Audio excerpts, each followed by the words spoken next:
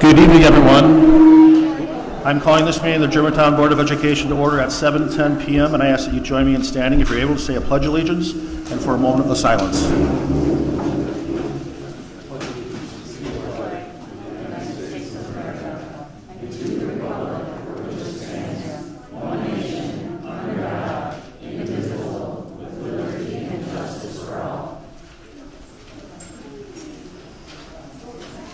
Thank you.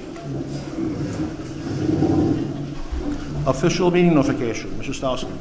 Yes, public notice of all meetings has been given by communication from the superintendent's office to the public, to those news media who have requested such notices, and to the Milwaukee Journal-Sentinel, Northwest Now, Express News, and West Bend Daily News. Public notice has also been posted in schools throughout the district on the gsdwi.org website, as well as cable access channel 96. Thank you. Roll call, Jane. Soderberg. Here. Medved. Here. Lowe. Here. Borden. Here. Reineman. Here. Pollock. Here. Board Member Barney, absent, excused. Thank you. Item 2, approval of the agenda. Motion to approve the agenda. Second. Discussion? No discussion. All those in favor, please say aye. Aye. Opposed? Bob, can I interrupt you for 1 second? I'm receiving notification that the audio is not on for our people out watching. Where? The people watching this, there's no It's audio. on. She's got it. We're good. Thank you. Ron, are we okay? Okay. Thank you, Ray. We're still on the agenda. All those in favor, please say aye. Aye. Opposed? That motion carries. Before we get to item 3, I first want to welcome a new board member, Tracy Pollock. Welcome to the board. Thank you. Item 3, school reports and presentations, KMS award recognition. Mr. Stousen.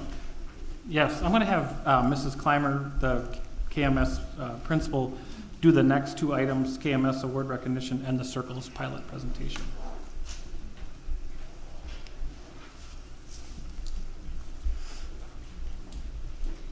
Thank you, Mr. Stousen. We have a couple of presentations that we'd like to make to the board tonight. We're very proud to have wonderful things going on here at Kennedy Middle School. I'd like to ask Mr. Thilke, one of our tech ed teachers, to come forward first. He's going to be making presentations to 2 of our students who won awards for essay writing in his class.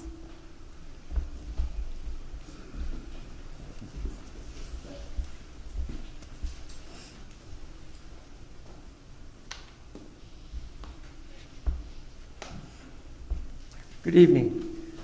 Each year we enter a competition called the Wonders of Plastics Essay Contest. You have to have a program either at the middle school or high school that offers plastics in some form or manner, which we do. And then what we do is submit the essays to the plastics industry, and then it's a statewide competition, and we do very well each year. And this year, out of the 2 places, we took first and second. And so I have the 2 young ladies up here.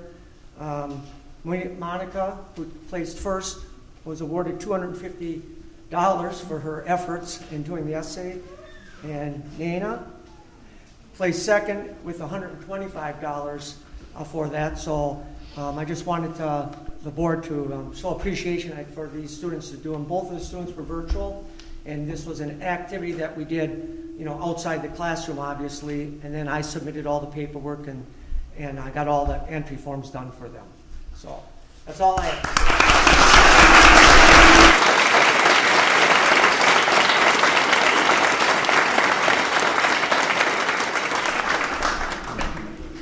And now I'd like to introduce Ms. Carrie Berg, who has been in charge of our pilot program of Circles this second semester, and she wants to give the board an update on that program. Before you start, Rhonda, we're still having issues with audio on Zoom. Yes, I did. It's on. Okay, thank you. Thank you.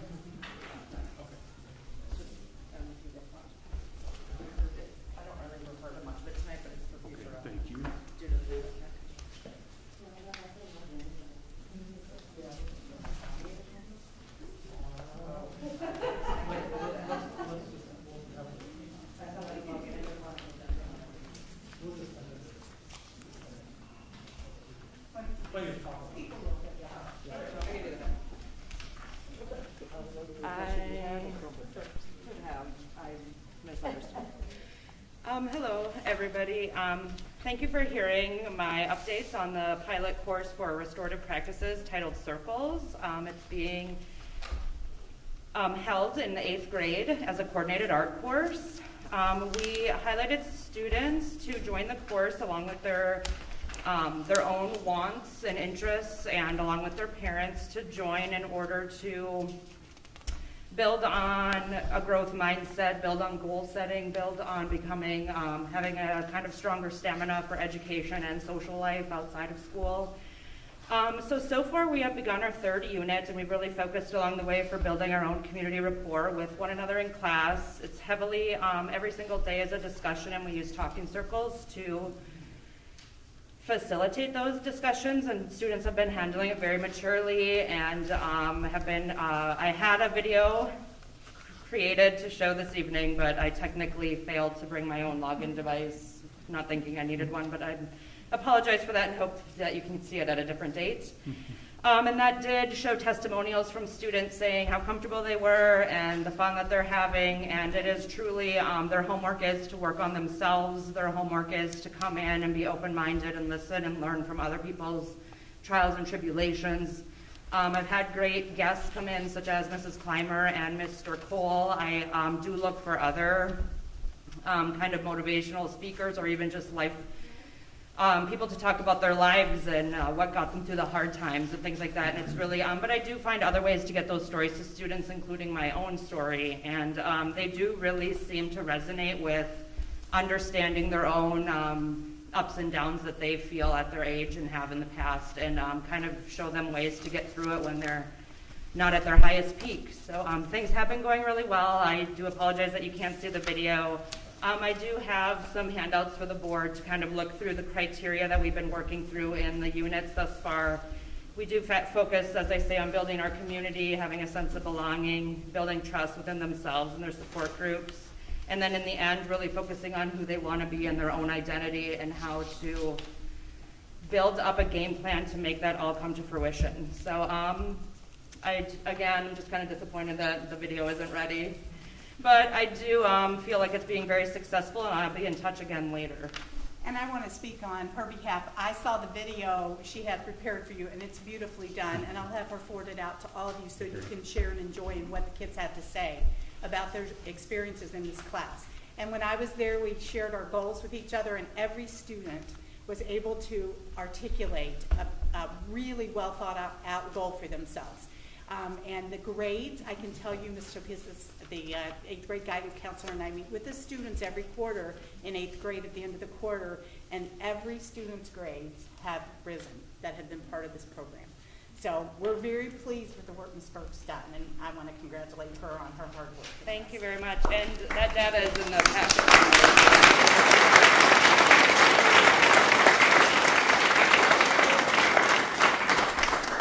Thank you for presenting questions, comments for the board. Thank you. Okay, thank you. Moving on to item C, student representative report. Mr. Stousland. Yes, we'll have Ms. Tatum Catalano, if she's here, present the school reports.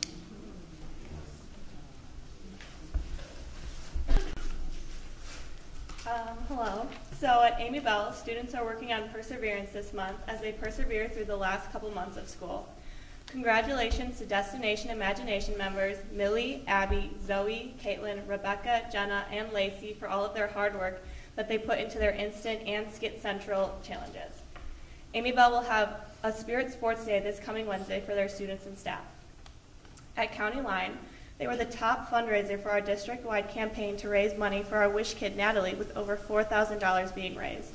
Thank you so much to the students and staff for all the help and support in our fundraiser. County Lines will be practicing integrity this month and learning about the value of doing the right thing even when no one is watching. At Rockfield, they just had a modified book fair. The students were beyond excited to have a spring book fair and that little glimmer of normalcy. There is always something exciting going on in our classrooms.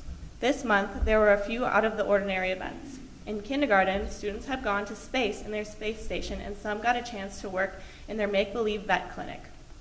Third graders worked persuasive writing and requested some very exciting changes. The school board may like to know that one third grader believes Rockfield should have a pool so in the warmer months, students can cool down.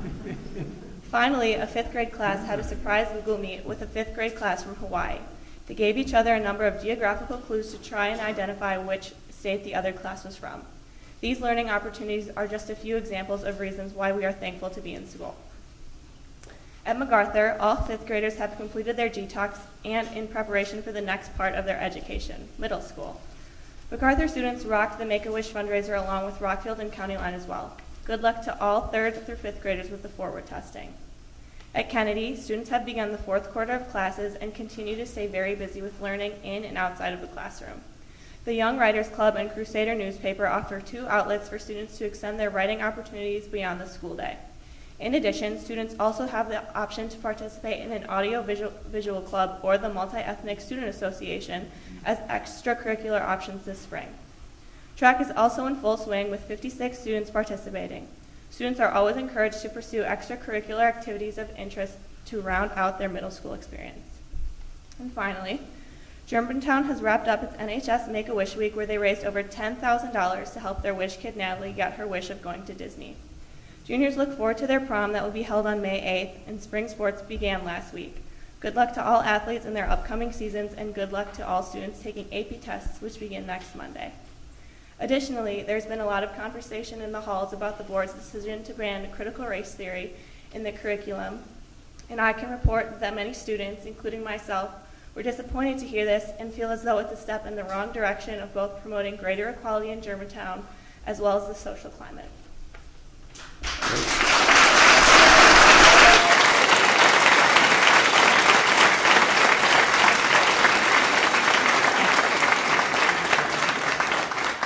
Questions, comments from the board? Okay, thank you. Moving on to citizen comments, and before we start the citizen comments, I'm going to read a statement. Good evening and welcome. Before we start the public comments portion of the meeting, I do want to address 2 items. First, the motions that were made at the last board meeting, and second, the very disappointing and yes, racist incident that occurred at the high school involving Burger King hats. First, I want to thank everybody for all your comments that we have received over the past 2 weeks, referencing the CRT motion that was made at the last board meeting. We have received many emails and phone calls, both being critical of what was done, but also being supportive. Over the past 2 weeks, we have learned more about CRT, and for that, I am thankful. Later in the meeting, Mr. Stousen will provide us a report on how and why CRT is used within the Germantown School District, and I know that this information will both surprise and enlighten everyone on both sides of the discussion. Referencing the 3 motions that were made and voted on, we did consult with our legal counsel and the motions were deemed legal as they were brought up in committee before the board meeting. Being a Monday morning quarterback and with all that we have learned about over the past 2 weeks, it is apparent that CRT should have been discussed in a more open manner. I want to apologize to my colleagues and to the community for not having that conversation. I tend to see the positive in things, and I also tend not to assume bad intent, but just the opposite, good intent. Saying that, we're all in the business of learning, and over the past 2 weeks, a lot of learning has occurred, and for that, we are all better for it. Finally, referencing the Burger King hat incident that occurred this past week at the high school, please know that this incident is disgusting and cannot happen again. The incident highlights that we continue to have opportunities in the area of diversity, equity, and inclusion. What happened was wrong. We do not teach that in our schools, and I ask our moms and dads to start the conversation with your children. We can do better, and we must. We need to start changing attitudes and behaviors, not just in our schools, but also in our community. We need to start being kind and being nice to one another. We need to start treating others the way we want to be treated. It starts with me, and it starts with you. Again, thank you for being here tonight. We're going on to the citizen comments, and we've allowed it in the language here 1 hour, but I'm going to extend that to an hour and a half because we have a lot of people that want to speak tonight. But do me a favor, because there's a lot of people, keep your comments concise, 3 to 5 minutes, because a lot of people want to talk tonight. And also, comments that may be injurious to school district personnel or other individuals will not be allowed. So saying that, the first speaker would Amari Markowski. Please come forward.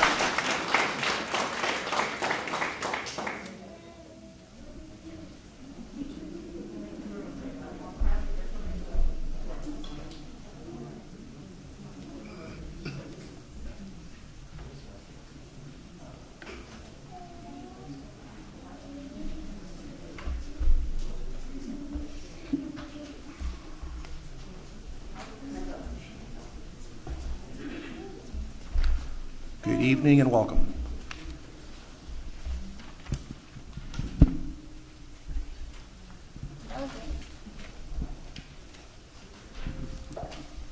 My name's Omar Mikowski. I'm black and I have autism.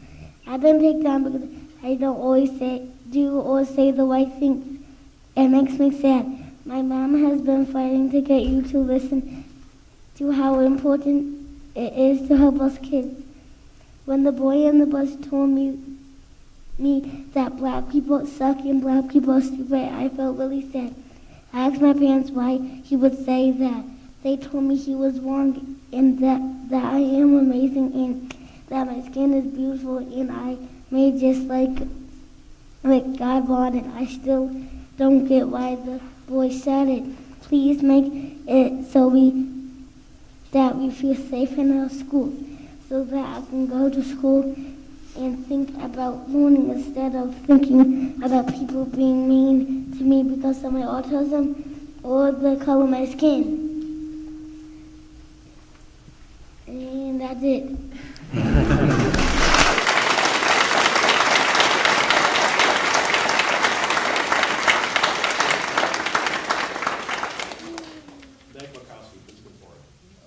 That's me.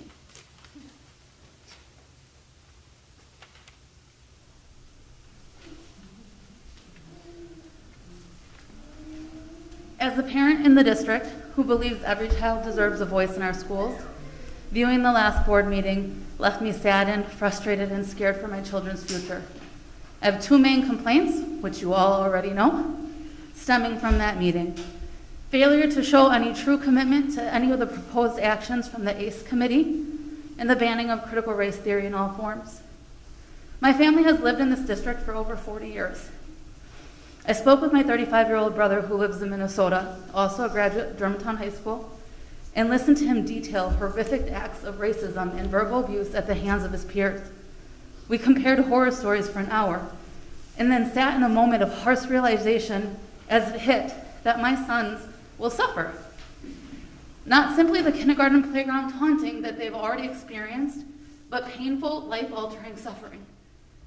Imagine for a moment as a parent realizing that no matter how hard you fight, no matter how much you advocate, no matter how rooted in love and acceptance this causes, your children will still suffer. Your children will still be hurt. What would you do? How would you respond? Maybe you get together with like-minded parents and teachers and create a committee. That committee gets a name, it gets the honor of board member presence, and it gets a few starting meetings. Only for you as a parent to realize that the board members aren't on board. The board members are so far removed and lack education on this subject. The board members are not ready to accept and acknowledge their own privilege. As a parent praying for change, you keep hoping and you keep waiting. Then several of those board members are advertising on their political flyers and social media platforms their participation in the ACE committee. And yet again, you feel some relief. They agree. They're proud of their involvement. You feel hope again. Because every story needs a good plot twist. That hope fades quickly when the same board proposed and approved the banning of critical race theory. Now imagine being a woman of color who is also a parent of children of color in this district. You'll not be able to walk in my shoes or my kiddo's shoes, but imagine anyways. The fear, the worry, the pain. Imagine realizing that people in decision-making seats don't value you. As we are all taking a moment to imagine it, now take a second to realize that this is every day for people of color in our community. We don't get a chance to imagine it. We live it out daily. My kids live it out daily. We aren't surprised that you don't get it. We aren't surprised that our board voted blindly on the ban for CRT, and we aren't surprised that you're upset that we're calling you on it. The children that we continue to neglect are the future of this community. They are wives, spouses, parents, future voters. Do we want our children in this community to be and feel valued? Or does this board think it's best to continue to neglect them? I'm asking the board to take the following actions. Rescind the ban and take time to educate yourself on CRT and how it can actually be used is used effectively in the schools. There are several scholarly journals on this topic available, and ACE is happy to help you find them. Consider racial sensitivity training for this board. Many of the comments made from the board show the problem extends far beyond our school walls, and fixing it needs to start from within. I'm also asking this board to do better and to be better for my kids and for all the other kids that you see here today with their parents. All of you to be better.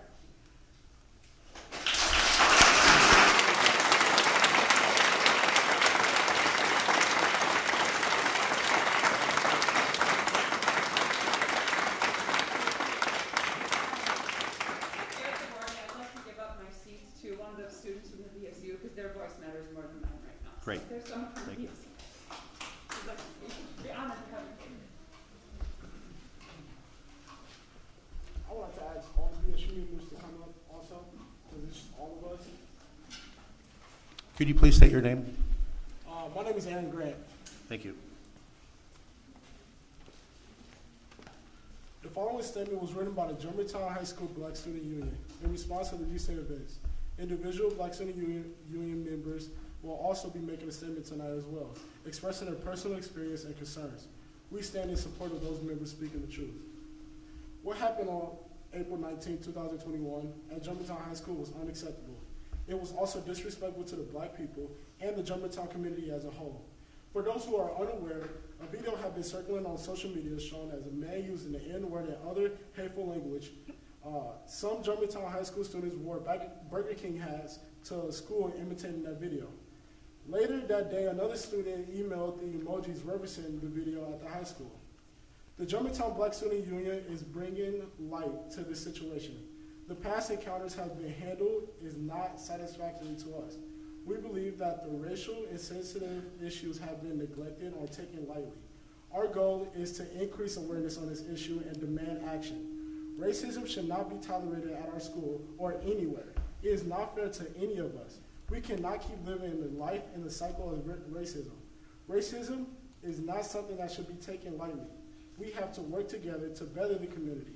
Apologies are not enough. Actions must be taken. We are calling on the great disciplinary response to the racist actions and efforts and made towards the student, the community, and the awareness on the sensitivity to racial issues. Like, come on now. This is something that we cannot bring light. How can y'all have, it's not even y'all, we need better education, period.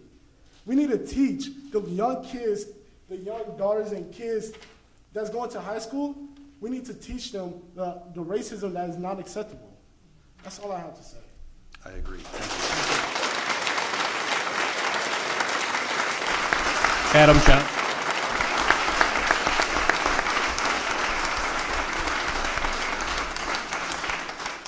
Adam Johnson.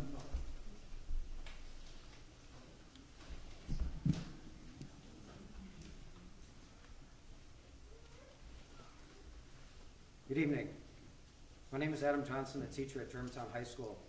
On behalf of the Germantown Education Association, I'd like to share a brief summary of the email GEA sent to Mr. Stousland and the school board members last week and make this the Germantown community aware of our communication. The GEA believes that the three actions voted on the April 12th school board meeting regarding the district policy on racial and equity issues were poorly understood by board members who, among other concerns, could not adequately or accurately define what critical race theory was before voting on it. None of these motions were discussed in a way that permitted knowledgeable input from the students, the community, staff, or administrators who could have helped the board understand the complexity of the racial situation in our district. Due to our strong desire to provide a meaningful, enriching curriculum for students, the members of the GEA recommended in the future the board refrain from making decisions impacting curriculum or the Advocacy Council on Equity without gathering essential knowledge from experts in the field. The primary purpose of creating the ACE committee is to allow staff, parents, and the community to investigate and discuss the most pressing needs in our school, as well as how best to address them. ACE can then bring these ideas to the board for consideration and further discussion. As a follow-up to our email, we wish to specifically address critical race theory. There are literally dozens of concepts referred to collectively as CRT. One in particular that is very commonly accepted and discussed in public schools across the country is acknowledging how and why race is interwoven in nearly all aspects of our lives. economics, politics, education, criminal justice, literature, art, employment. They all have connection to race. This idea is in no way exclusive to critical race theory, and therefore Germantown already has classes throughout the district where students investigate and debate these types of issues, particularly in the social sciences. We have the same critical discussions about other racial groups, about gender identity, socioeconomic status, and age. These areas do not receive the same criticism and are considered more acceptable to discuss than issues involving the black and white communities.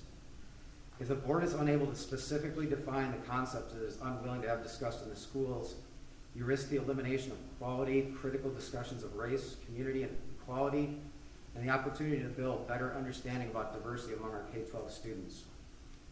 With that, I conclude my comments on behalf of the GEA, but would like to add a brief note from my own perspective.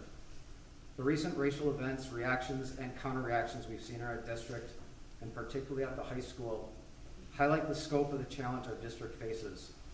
They are heartbreaking for me to witness and address with students, and I cannot imagine the impact this has had on our students of color. I would once again like to make a recommendation to the board and add the involvement of Mr. Pollack.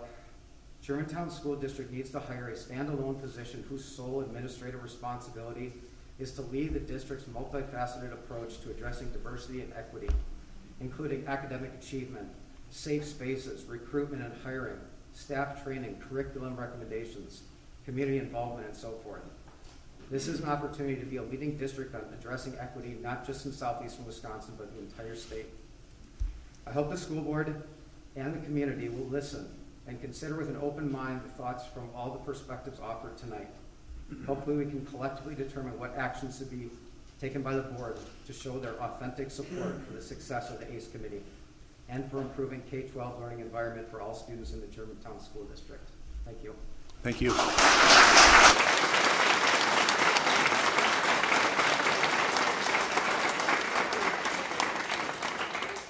Klein, please come forward. I would like to give the floor to a person of color. Thank you. Good evening. Can you state your name, please? Hi, my name is, you can hear me, right? I'm sorry? You can hear me. Okay. Yeah. My name is Justice Durham. I'm a junior at Germantown High School, and I just want to speak my part on what's been going on lately. Standing here today, I feel that this meeting topic should have never come about. What will it take for Germantown to really realize that it has students of color? And when will you realize that taking critical race theory is hurting their student body more than it actually is helping it? Erasing CRT from the school's curriculum is failing to address the effects of racism. Experts tell us that CRT analyzes the role of race and racism in perpetuating social disparities between dominant and marginalized racial groups. CRT's purpose is to realize and analyze what has been taken for granted when analyzing race and privilege. CRT helps us look at certain patterns of exclusion that exist and are very much alive and active in today's in the U.S. society. CRT can be a very helpful tool when it comes to improving education when you want to have an institution that is broad and diverse. Schools should focus on improving the atmosphere of the campus and diversifying the staff as well. I feel that if we keep CRT out of our school system, it is not only not realizing the hardships of all minority groups that have had to go through.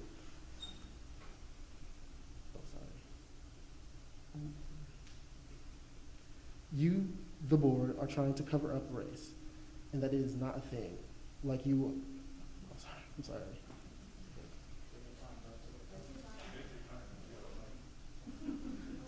I feel that if we keep CRT out of our school system, it is not only not realizing the hardships of all minority groups that have had to go through. You, the board, are trying to cover up race like it is not a thing. It is like you want to put a huge Band-Aid over a stab wound and act like nothing's happening. Critical race theory needs to stay in Germantown School for the sake of our students.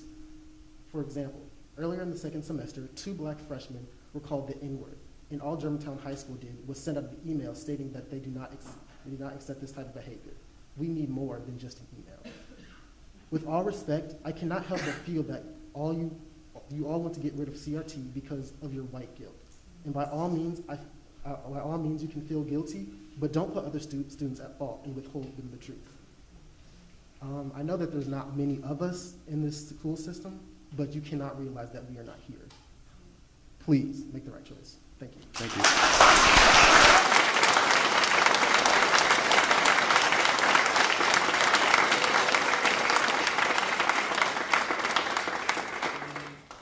Amy Cruiser.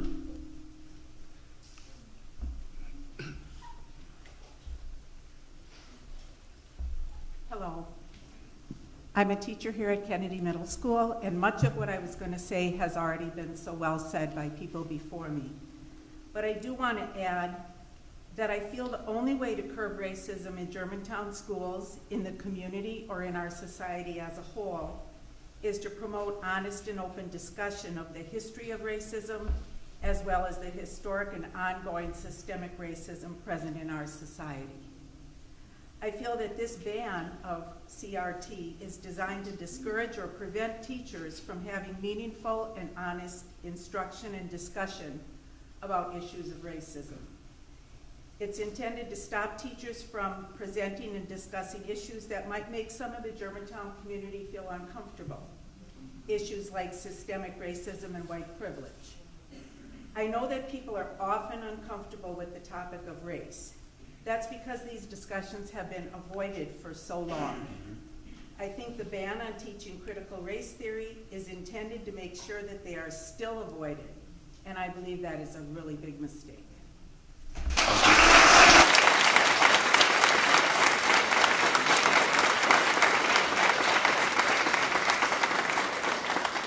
Jessica Knight.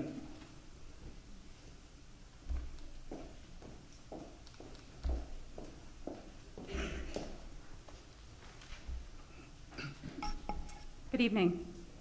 My name is Jessica Knight. I'm a mother of 4 children in the district, as well as 2 that graduated last year.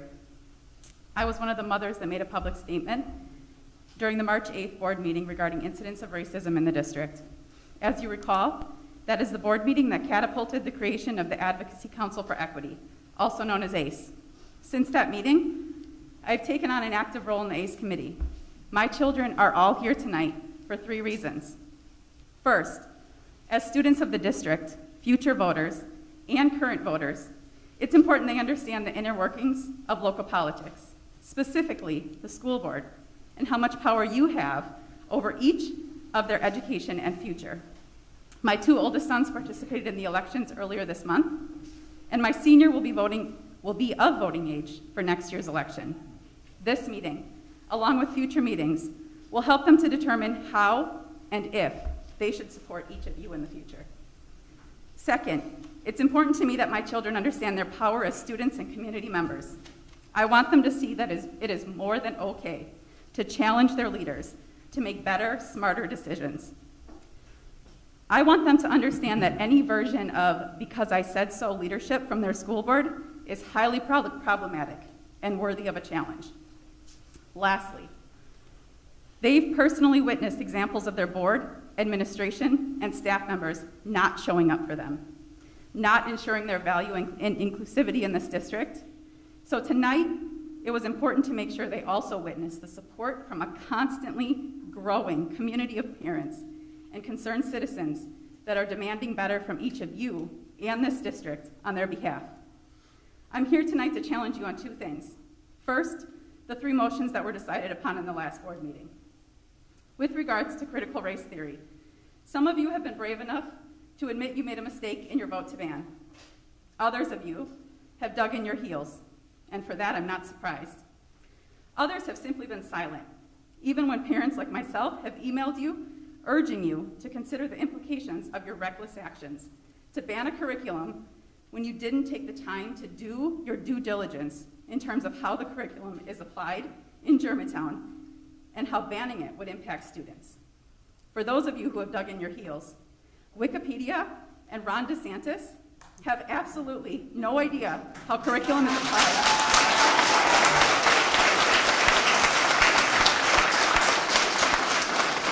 Have absolutely no idea how curriculum is applied for years in Germantown. However, you have quite a few professional educators that would have been more than willing to share that information with you. As this topic is brought back to the board tonight for a discussion, I urge each of you to consider whether you've done your homework in the last 2 weeks to talk to Germantown staff regarding this curriculum. If not only should it be rescinded, but you should also consider tabling this topic either permanently or temporarily until you've done what you should have done in the first place. With regards to the other two motions, both were topics currently being discussed in the ACE committee. My personal request going forward is this board works together with the committee each of you supported on topics such as these prior to making decisions on its behalf. Secondly, I'd like to talk about the future of racial conversations in Germantown and how we move forward together. It is clear there is no Germantown way for conversations regarding diversity and how it's applied, practiced, and taught in our district. We simply do not have the tools in our tool belt to handle that appropriately. However, you do have students, staff, parents, and community members that have been more than willing to volunteer their time to work together with you and partner with professional organizations to improve Germantown schools.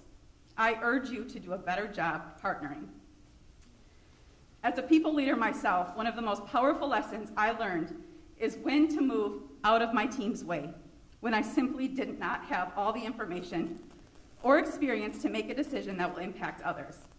I think it's time we talk about how each of you should leverage that thoughtful and visionary leadership you speak of to simply move out of the way. Mr. Soderberg, I highly recommend you consider moving out of the way by resigning. The true test of a leader is being able to take responsibility when your team fails. Your team failed, and as a leader, you need to own that. In my little time getting to know you, I have grave concerns for your ability to actively listen and empower your team. I tend to believe that most people are doing the best they can with what they have, and that very few people have malicious intent.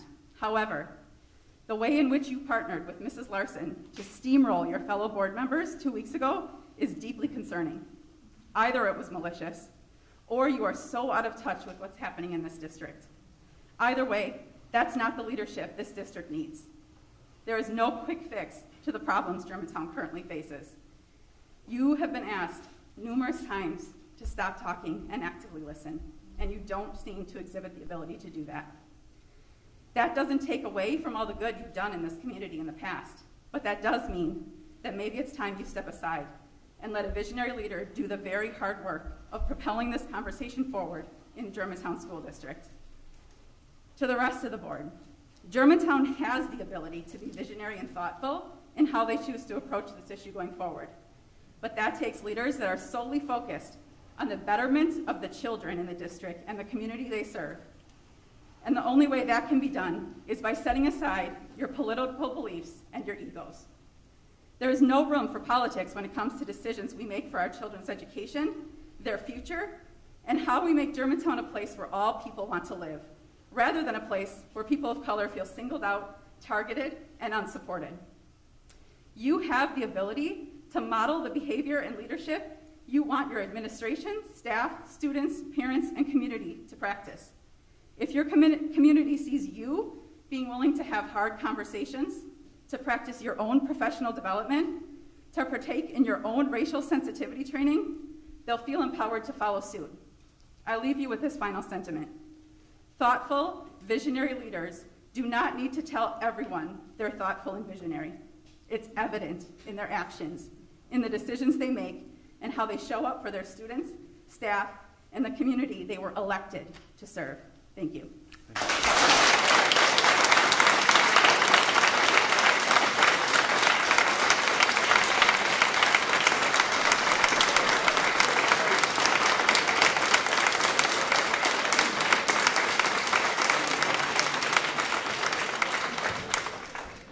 Justice D. Okay, thank you. Melissa Garbies.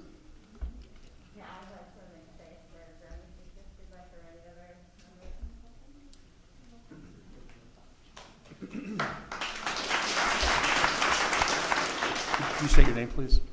My name is Gabrielle Prince White, and I'm a freshman at Germantown High School. Thank you. High school is supposed to be a new beginning and a way to start fresh. However, my first year of high school has been the worst years of my life. I've experienced more racism in third quarter than I have in my entire life. The racism comes from teachers and students. Germantown is not a safe place for me to be right now, physically and mentally. Students at Germantown High School get away with murder, and there's not a strict punishment for the racist acts they commit. For example, this year there was an incident in band class where I lashed out at students for being racist.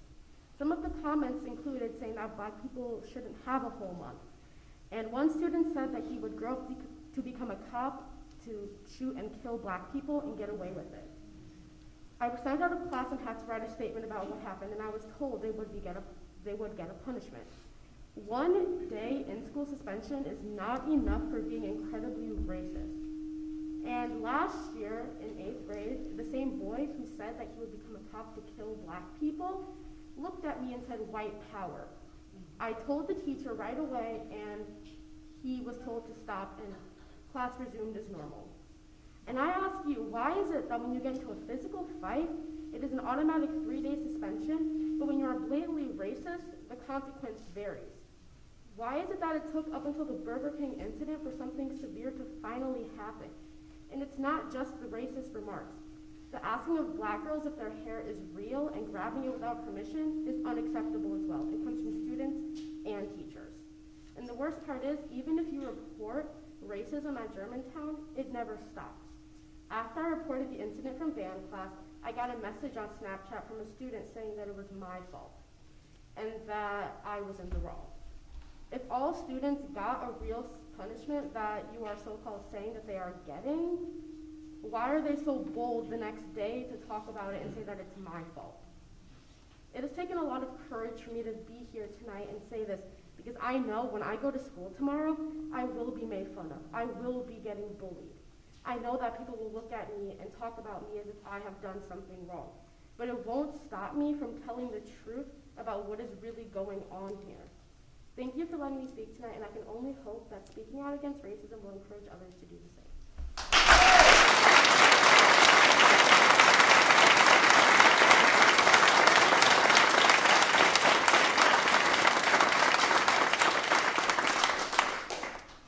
Jamie Nielsen? I'd also waive my time for anybody else who would like to speak. Thank you.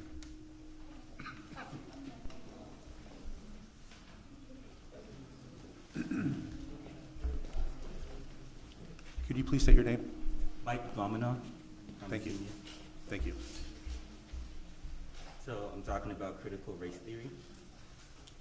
The idea that critical race theory within the school will make students view America as racist is a disingenuous claim. Many of us already view America as racist. We see racism throughout our everyday life. We see it on the news where innocent black men are wrongfully killed, such as Casey Goodman Jr., who was entering his own home, but because a deputy thought the Subway sandwich he was carrying was a gun, he was shot 3 times. We see it in hospitals where, according to the American Journal of Medical Care, black women are 3 times more likely to have a maternal death than white women.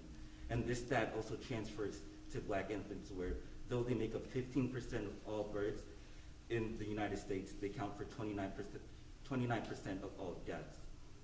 And we see it on social media, where a viral video of a white man in a Burger King crown yells the N-word repeatedly on a plane out of frustration. So no, critical race theory won't make students view America as racist. America makes America look racist. The true reason in removing critical race theory is only to promote white fragility. White fragility, the defensiveness seen among white people whenever the topic of race occurs. White fragility, saying that we don't see color in order to avoid topics on implicit biases and racism. But the more you avoid issues around race, you continue to promote ignorance within the school. We already see this ignorance.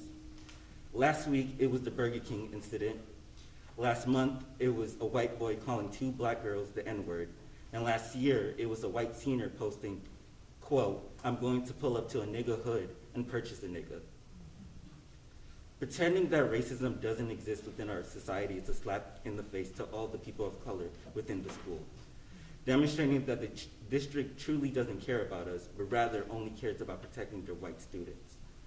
Critical race theory can be used as a tool to understand implicit biases within our society and our school to correct these things rather than ignoring them and allowing racism to persist.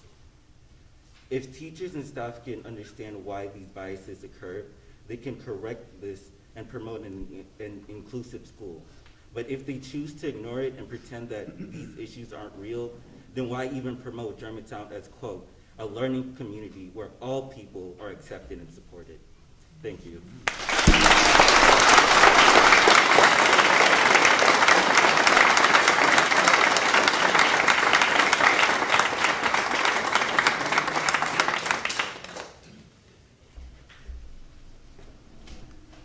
Rebecca Perkins.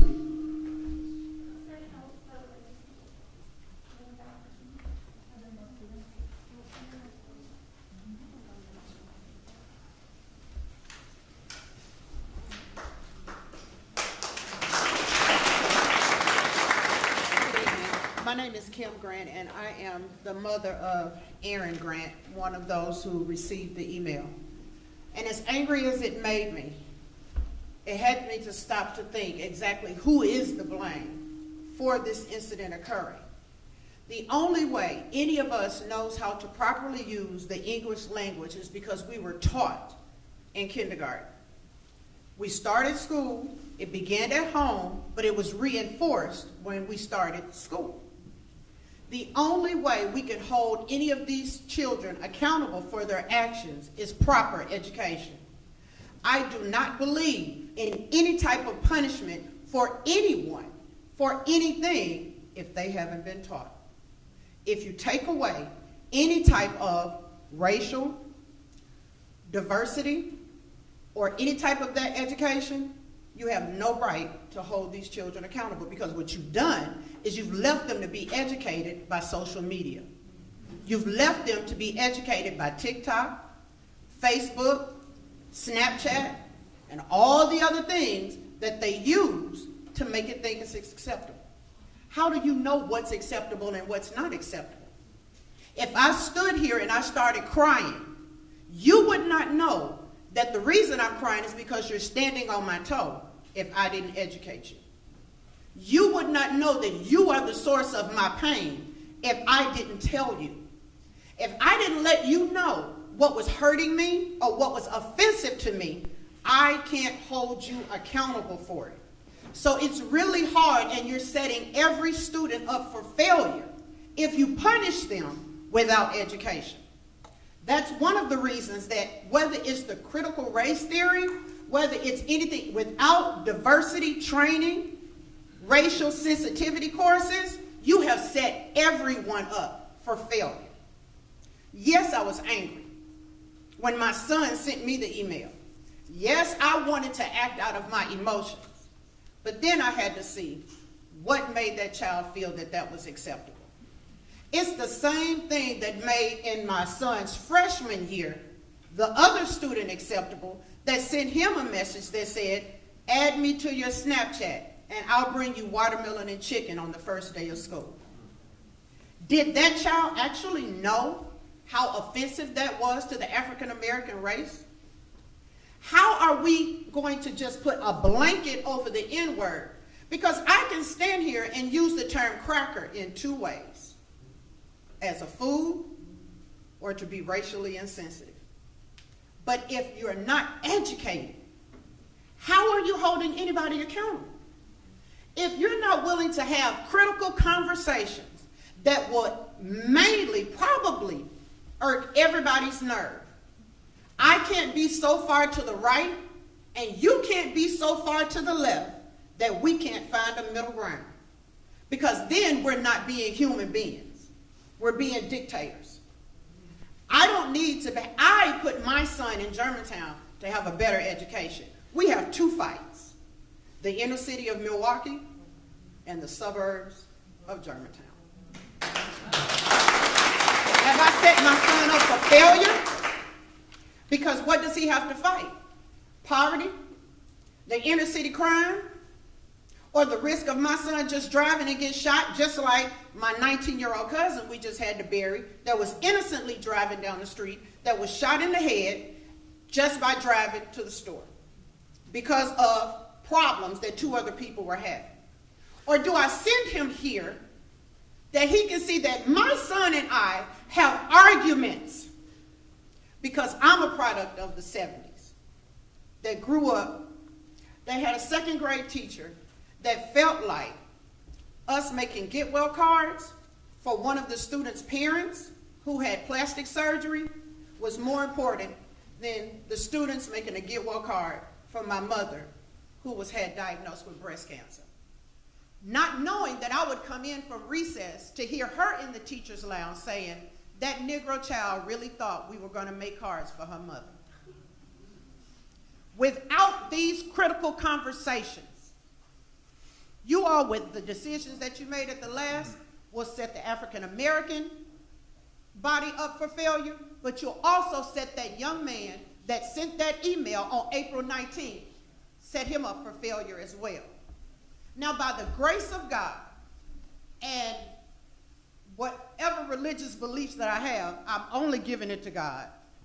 We have been able to reach out to that family to where his mother and his father and I and my son and that young man will sit down with each other and have a common conversation as to how offensive that was to my son.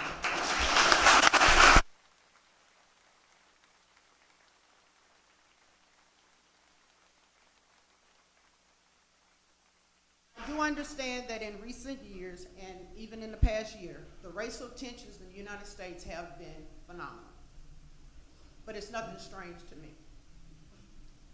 I'm asking, do not set your teachers up for failure for having one assembly to think that's going to educate your students as to anybody's cultural sensitivity.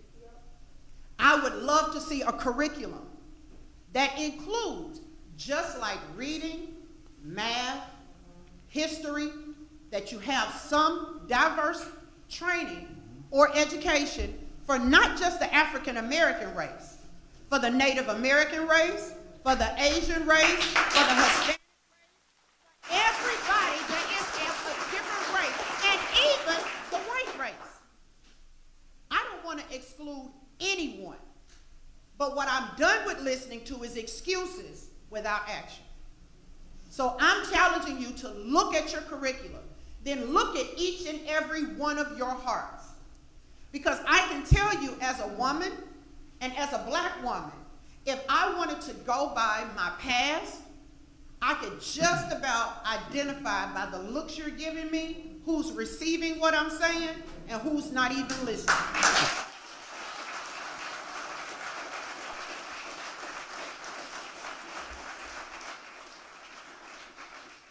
Proper education of your teachers and giving them time to prepare the best curriculum and lesson plans on racial sensitivity of all races. Yes, I'm an African American woman, but my grandfather is white. So, don't judge a book by its cover. Don't judge me or my son by our appearance, but we have experienced way more than you think. So yes, Aaron and I get it from both sides. Because in the city of Milwaukee, I have disgraced my race by putting him out there with those people. Only for him to come home and not be accepted by those people. In my household, those things are unacceptable.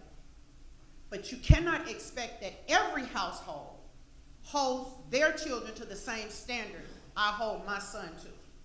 So at some point, just like we need to use the proper English language, the school has to be the place to reinforce cultural acceptance and cultural diversity by first giving your teachers time to come up with a very strategic and inclusive curriculum for everyone so they will be better equipped to educate our children on how to be acceptable. Because if this does not happen, I have no idea what our America is going to look like. And I'm honestly afraid. So I do beg you, from the bottom of my heart, not just for the African American race, but for every one of our diverse races that make up this great melting pot of America, Why don't we start with educating ourselves, then educating our students, and stop being afraid to have those critical conversations. Thank you.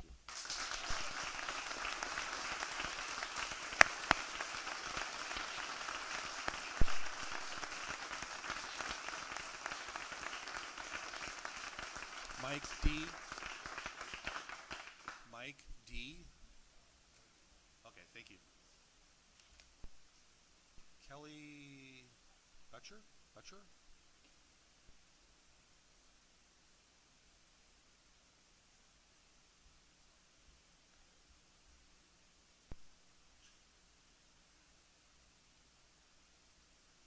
Good evening. My name is Kelly Betcher. I was asked to read this letter that was anonymously written by a community member. They didn't feel comfortable with having a voice, given the emotions of the situations we're dealing with tonight. Hello. I currently have 3 children enrolled in the Germantown School District and wanted to share my thoughts on CRT and the recent conversations I have been seeing on Facebook and social media. I was able to listen to the last school board meeting and do understand that the topic may not have been properly addressed. Here are my thoughts. The school board appears to be under attack and is being bullied relentlessly on Facebook and social media. I have seen some comments which are completely inappropriate and unsubstantiated, including calling the school board members racist and demanding the resignation of our school board president based on false accusations. This does nothing to help our children or bring us together as a community. In fact, it does quite the opposite. I believe that calling someone racist is an easy cop-out these days, as it puts fear into people, fear for their jobs, their families, etc., and is an easy way to shut people up who are opposed to your views. Just because someone does not believe in CRT in our schools, including myself, again, anonymous letter, does not make them a racist. The reasons I am opposed to CRT in our schools are as follows, and yes, I've done my research and I'm not racist or ignorant. CRT believes racism is present in every aspect of life, every relationship, and every interaction.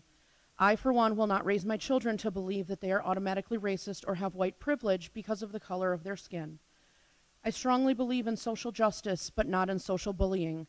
I am raising my children to understand that hard work and determination are critical for success, regardless of the color of your skin. Therefore, this type of education has no place in our schools. CRT believes that anyone who disagrees with it must do so for racist and white supremacist reasons, even if those people are African American, Asian, Hispanic, etc., and not white. Why would we want our children to be this closed-minded and fearful? To me, this contradicts the very definition of critical thinking. Therefore, this type of education has no place in our schools. CRT only treats race issues as socially constructed groups, so there are no individuals in critical race theory. Again, this contradicts the very definition of critical thinking. It's highly political. The Biden administration is attempting to incentivize schools and teachers and students by offering grant money for schools that teach CRT. Therefore, this type of education has no place in our schools. It was formulated on the intellectual framework of identity-based Marxism. Not only is Marxism anti-American, but also teaches hate. This person goes on to say they have a relative in California who's in public school that includes CRT in their curriculum and shared an actual school assignment. The assignment forced first graders to deconstruct their racial and sexual identities and rank themselves according to their power and privilege based on the color of their skin. It is sickening to me that such young children are exposed to this at school and are being molded at such a young age to believe they are racist. If CRT is allowed in Germantown schools, how could we ensure this type of teaching would not be present in our schools or have any control over how this is taught to our children? Based on pure hatred, threats, and bullying I have been seeing on Facebook, I am choosing to remain anonymous. However, I hope that you will take my comments into consideration before making a decision that can truly have a very negative impact on all of our children and divide us even further. I'd like to go on and further expand. As I look around this room, I don't see skin color. I see people. I see my neighbors. I see my children's friends. This makes me sad. It makes me sad to hear what these people are experiencing. Is there racism? Yes. I do believe that there are people that are racist. But I don't believe that it is, I believe that it's a hate problem, that it's a heart problem. And people need to have kinder hearts. And they need to be more accepting of other people. Every one of the people in this room, they have their own unique talents. But what I see around this room, it makes me sad because I see a room full of people that are also scared. We're scared and we're losing our identities because we're covering our faces. We're scared by what the media has told us to be afraid of. Because I understand the science behind the masks, or the lack of science behind the masks. I'm scared because I know what my children have dealt with, having to wear a mask all day at school. So we're afraid of a virus. Our body has a greater than 99% effective immunity. We're hoping for a vaccine to work that has a maybe 95% effective immunity. The cases rose despite the masks. So my heart breaks as I look around this room and I see the division, because it is on so many levels. The statement of our society, it breaks my heart. We're all people. We're all worth something. We all have contributions to make to society. It's time to move past it.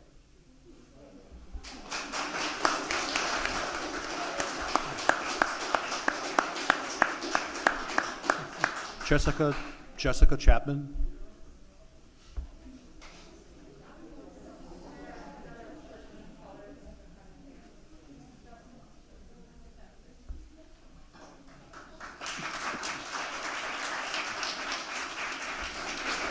Could you state your name, please?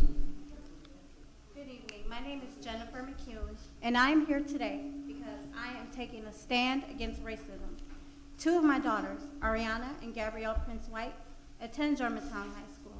Gabrielle is a freshman, she's sitting over there, and Ariana is a sophomore. This year has been the worst for them. Gabrielle has said in the last few months she's experienced more racism than she has her entire life. At a previous board meeting, a letter I had written was read by another parent. In that letter, I talked about the incident that happened on February 23rd in the Germantown High School band room. My daughter was removed from the classroom after getting upset with two boys that had continuously made racially charged remarks to her. Those boys were not taken out of class. We were told on 3 occasions that the nature of the boys' punishment could not be discussed. Fine, as someone that works in education, I understand that. However, we still don't know what type of punishment is handed out for situations like this. According to my daughter, 1 boy received a 1-day in-school suspension. I'm sorry, but that is not enough. What message does that send when students can come into school, harass students, make racially charged remarks, and get a slap on the wrist, if anything even happens at all? It's telling students that their actions are condoned. It's telling students of color that they don't matter, that my black daughter does not matter. After hearing my letter, not one of you contacted me in regards to what my daughters had to say about a teacher and her racially insensitive comments to my daughters. The school didn't contact me either. After that Burger King incident, I emailed the principal of Germantown High School. He emailed me a response asking when I would be available. He sent an email, and I told him when I would be available. 10 minutes before that time, he sent an email saying that he was really, really busy and gave me all the other things he had to do besides speaking with me. He sent me a time that he knew I was not available to speak with him. To me, that sends a message that what I have to say, what my daughter, and what all these other students have to say is not important. In regards to the despicable act of the board banning the critical race theory, I must say I am not surprised. It was disgusting, and I feel that it was unethical of you, Mr. Soderberg, and Ms. Larson, to present something for a vote without all the board members knowing what they were even voting on. But members that said you had no idea what you were voting on, you're not off the hook. You sat there in silence. Mr. Lowe, I'm addressing you directly because I saw an email that you sent to another parent. You are insulting every person of color when you talk about your childhood poverty and compare it with white privilege. You, Mr. Lowe, whether you want to admit it or not, you have white privilege. You will never know how it feels as a black person to have a phone interview. And you are very excited, and they're excited to meet you, but when they see you in person, their face drops. And you know the reason why. They can't even look you in the eyes. You know you're not getting that job. And I'm sure every person of color knows what it feels like when you walk into a store and they're following you around because they know that they're racist and they feel that you're going to steal from their store. They walk around saying, "Oh, do you need help? Do you need help?" It's not friendly. They're watching you. They want you out of their store. Have you learned much Black history in school? Because these kids haven't. What they're learning is whitewashed history that does not belong to them. They are not getting to hear about themselves. You can turn on your TV and read news articles that widely represent your race. They cannot. You're not getting stopped in your own neighborhood being asked, "What are you doing out here?" And then the officer changing the way he speaks to you once he finds out that you live in Germantown. Do you know what it's like to have your coworkers assume that the only reason you have a job is because of affirmative action? No. You have white privilege. The truth is this: a poor white man in this country will be treated a lot better than me, and he has a lot more opportunities than me. And to deny white privilege and to deny that is slapping me and these other students of color, people of color in this community in the face.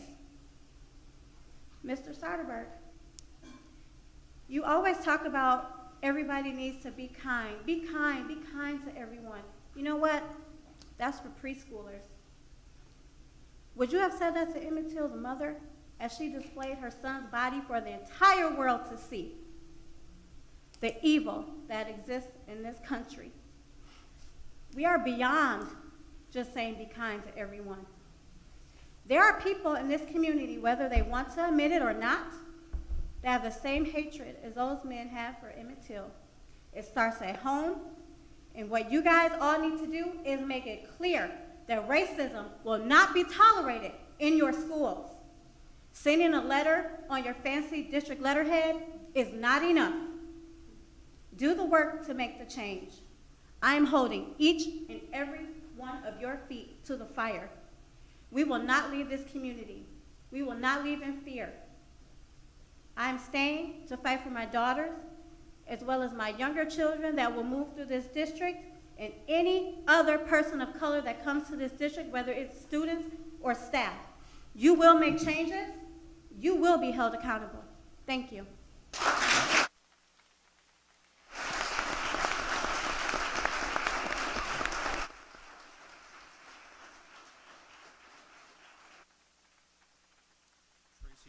Tracy Parker.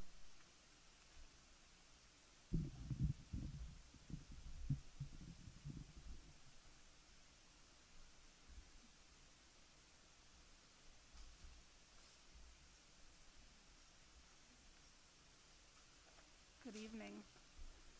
My name is Tracy Parker. I've lived in Germantown for 10 years. I have 2 kids in the district. Thank you for allowing me to speak tonight. As I'm sure you know, the Germantown School District is 82% white. 15 miles away, the city of Milwaukee is what's known as a minority-majority city, only 44% white. Although we're only 15 miles from the city rich with diversity, the Germantown School District has almost no faculty and staff of color. Why is that? Is it because we don't have enough applicants of color? Are there not enough teachers of color in general? Are we not recruiting the right way? Are applicants afraid to work in a district that's 82% white? Is it because we don't have the right policies in place to address racism? Determining why we have so few teachers and staff of color despite living within 15 miles of one of the most diverse cities in the country is complex. It's multifaceted. There's no easy answer. There's no silver bullet for improving it. You can't write a policy or send a letter home or hold an assembly to change it. These are the same complex social issues critical race theory explores, dissects, and analyzes in an attempt to address them. Before the last board meeting, I will be honest, I didn't know that much about critical race theory. I'd heard of it, but I needed to do the work. I'm afraid board members didn't know much about it either. I think the board's action was extremely premature, not well researched, and my understanding is that no educators were consulted in the decision-making process. It was disappointing to me, it was frustrating, and I think it was counterproductive to the work this community needs to do. So here's what I'm asking for the board. Immediately rescind the board decision on CRT. Commit to ensuring that curriculum decisions, especially those having to do with social justice and race, be made in consultation with educators and those with expertise in this subject matter. And please, as you've heard from me and others who've spoken tonight, double down on your commitment to this ACE committee. This work is important. It matters to my white children as well as it does to all of the other people in this room. So thank you.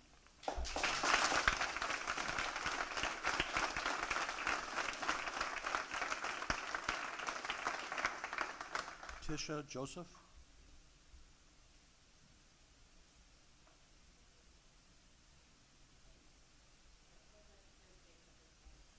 Okay. Allison Bashow.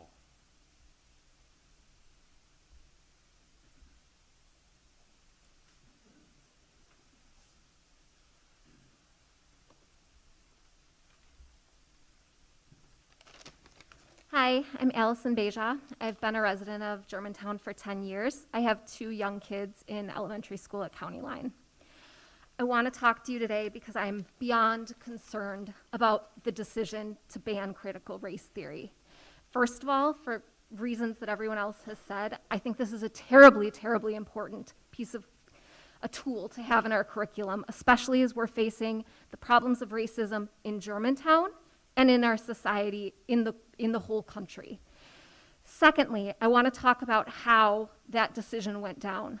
I have watched and listened to the vast majority of school board meetings for the past year. I will admit that before that, I read the board highlights and that was it. I have been floored over the past year by how this school district and how this school board actually is operating. If you watched that meeting, it appeared that there was clear collusion to come up with this decision to ban critical race theory. It has not been discussed in other school board meetings. There were not educators here who were giving input to that decision. It came up, you could hear Mr. Medved saying, do we have the information to even make this vote? We had board members reach out to my email that I sent afterwards saying, I wasn't ready to vote on this. I was blindsided by this decision. And yet you guys voted.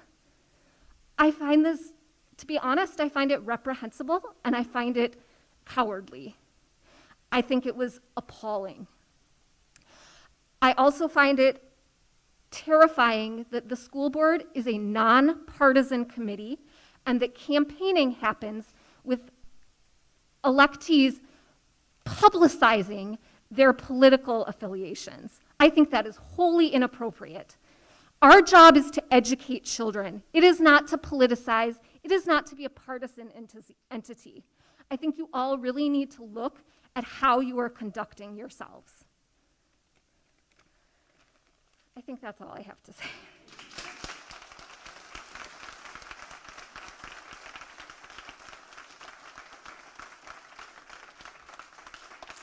Michael Aronow.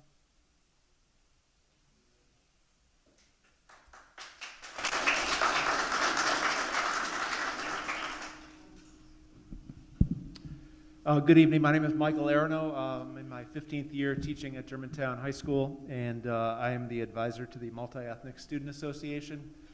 A couple of students from that group collaborated to write these messages that I wanted to share with you tonight. From a young age, we are taught to love this country and recognize the aspects of it we should be grateful for. That is ingrained in our education, our media, and our politics.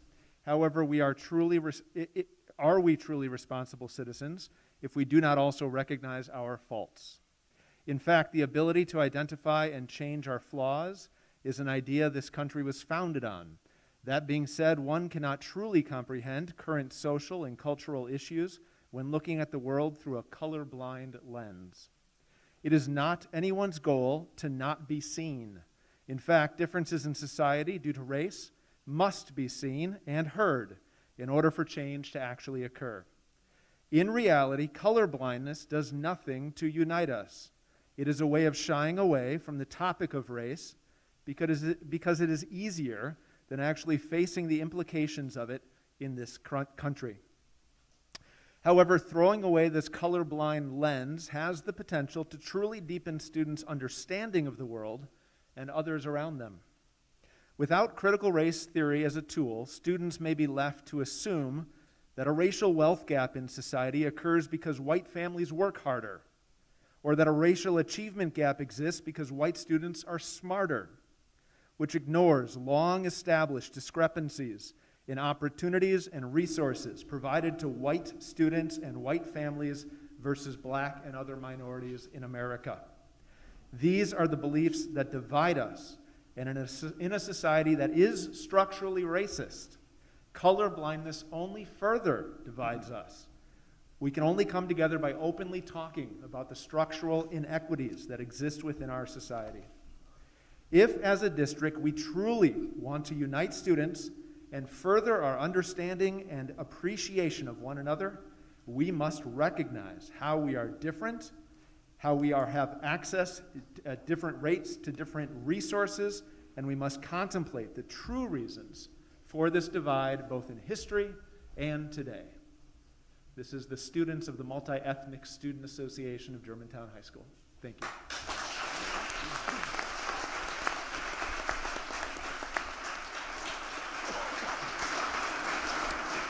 Bob Orch.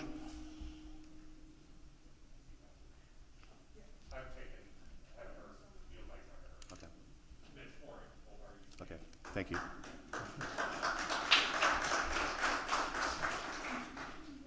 Can you state your name, please?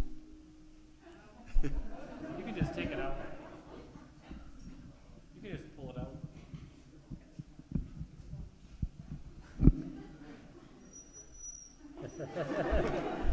All right, first of all, I wanted to thank you guys for giving me the opportunity to speak tonight.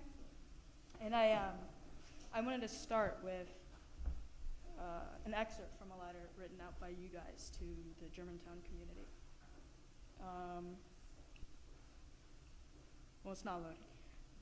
But what I wanted to address was that in this email, in regards to the Burger King incident, you referenced how it wasn't acceptable in the Germantown community, specifically at Germantown High School, for occurrences like this to take place. However, where was that attitude when I was in the 6th grade? Second day of school, some kid came up to me and told me, "Open your eyes." Where was this attitude in the 7th grade when there were children making anti-Semitic remarks, claiming white power, death to all Jews, white is the best, white is right? Where was this attitude last year when there was, to quote Mike, when there were students, when there was a white senior who had spoken on, I would go to a N-words neighborhood, or an N-words hood, and cop an N-word? Where was this attitude when there was, to go off of Gabby's example, where was this attitude when there was students going up to her and telling her that blacks should be shot and killed? I would like to see a raise of hands from students who attend Germantown High School. Great. Now I would like to see a show of hands from those same students who attend Germantown High School that witness racial, insensitive situations daily. Now, the purpose of what's going on right now is to discuss what we can do to move on and to better diversify our curriculum, correct? But the question is, how can a committee, a board that lacks such diversity do that? I would like again to thank you guys for the time that you've given me to speak and share my thoughts, but thank you.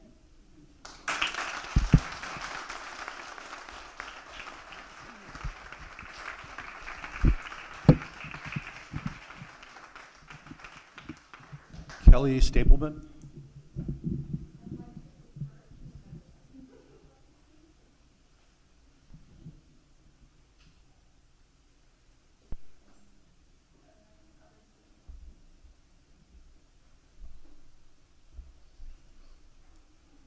My name is Haley Marti, and I'm a freshman at Germantown High School, and I am reading this letter on behalf of my best friend and one of the kindest people I've ever known, who is also a person of color who could not speak today. I thought I would have a much safer life going to the Germantown School District. When I first started in 8th grade, it was fun. One day, I was walking to class. I thought it was going to be a normal day, but I was stereotyped.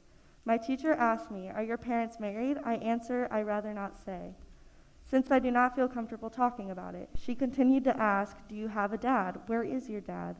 When I became a freshman, my teacher called me out in front of the entire class. "Why is your hair so long?" I responded calmly, "Because I like my braids long." She said to me, "That's too long, and it looks, quote, ghetto." That day, I knew this wasn't the same as middle school. She later that day asked me why I had an attitude. I told her I did not like her comment on my hair. She said to me if I did not drop the attitude, she would send me to the office. I wasn't doing anything but trying to complete my homework. She started to touch my hair without asking me. I asked her to please back up and that I do not like to be touched, but she said I was acting out of character. I can go on and on about my interactions with teachers and their racist remarks. I am a black girl who only wants a better education. Please, I am begging everyone on this school board, please fix our racism in our school. Thank you.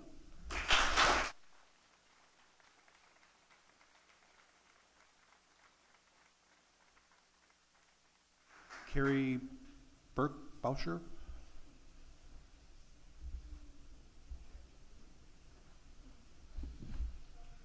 I actually would like to address a different topic that's on the agenda tonight.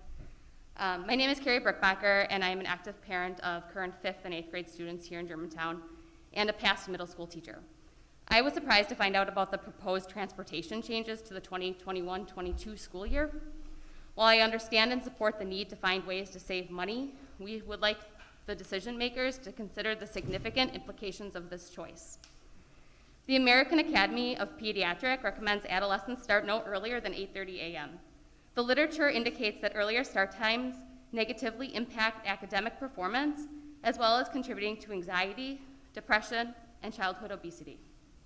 Later start times, however, are associated with better attendance as well as improved graduation rates in older students.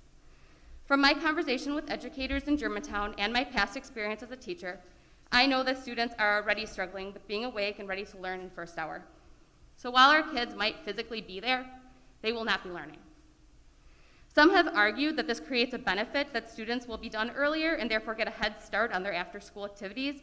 And the reality of this, that these unusual school hours will not align with the schedules of the surrounding schools, which means our kids will just be waiting around for other districts to arrive or to get to the event.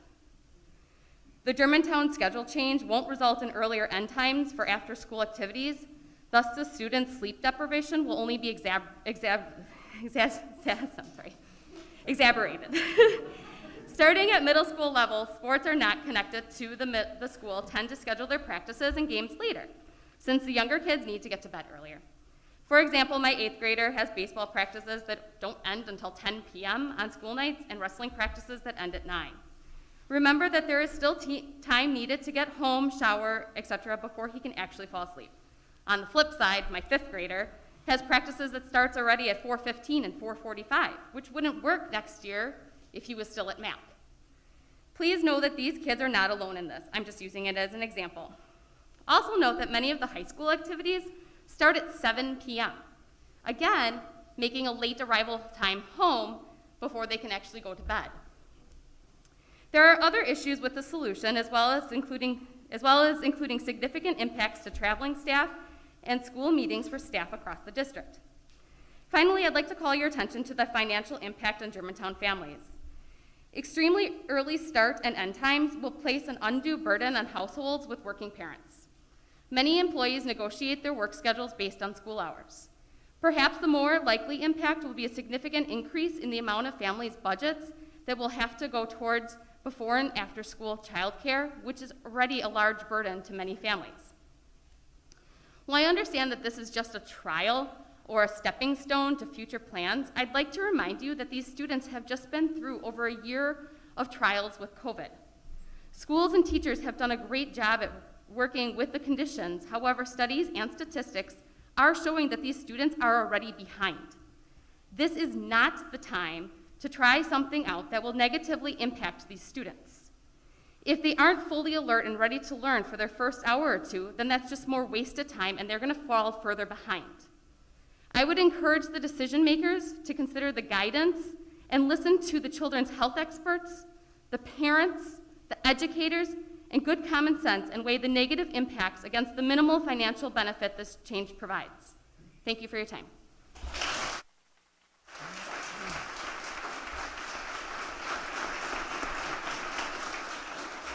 Diane Pedersen. Diane Peterson.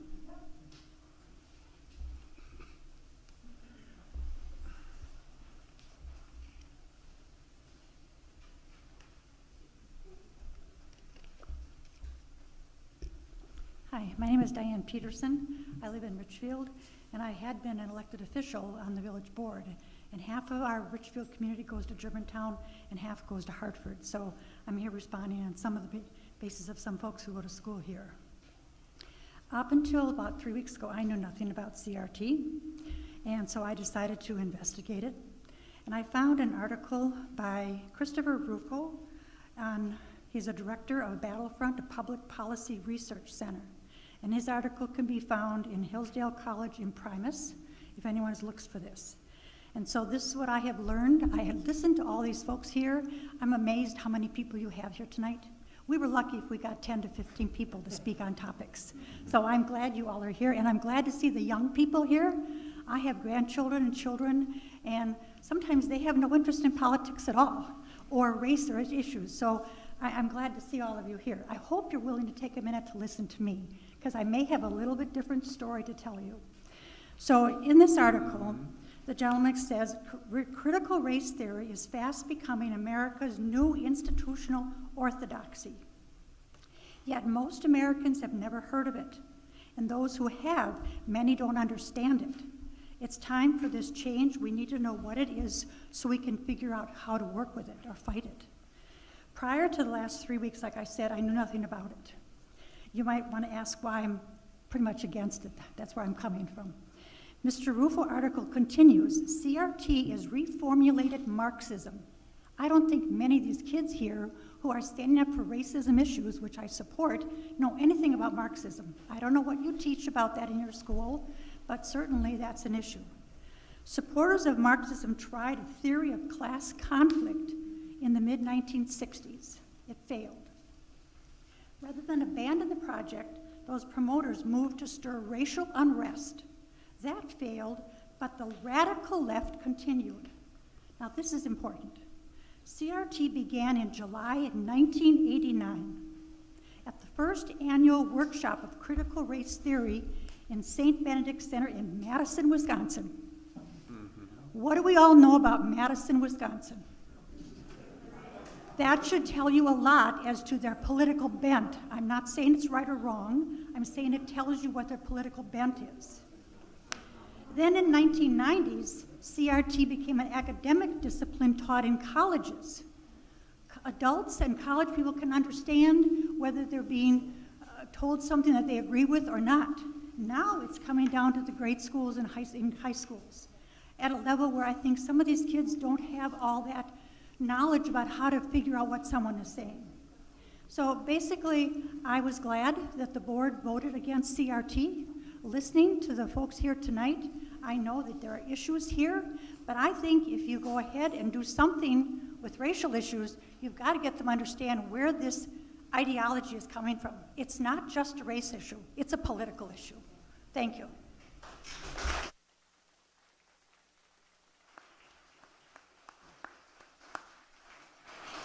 Sydney Schroeder.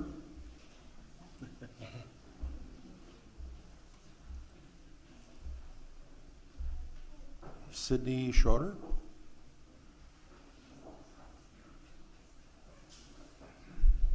Okay. Sarah Larson.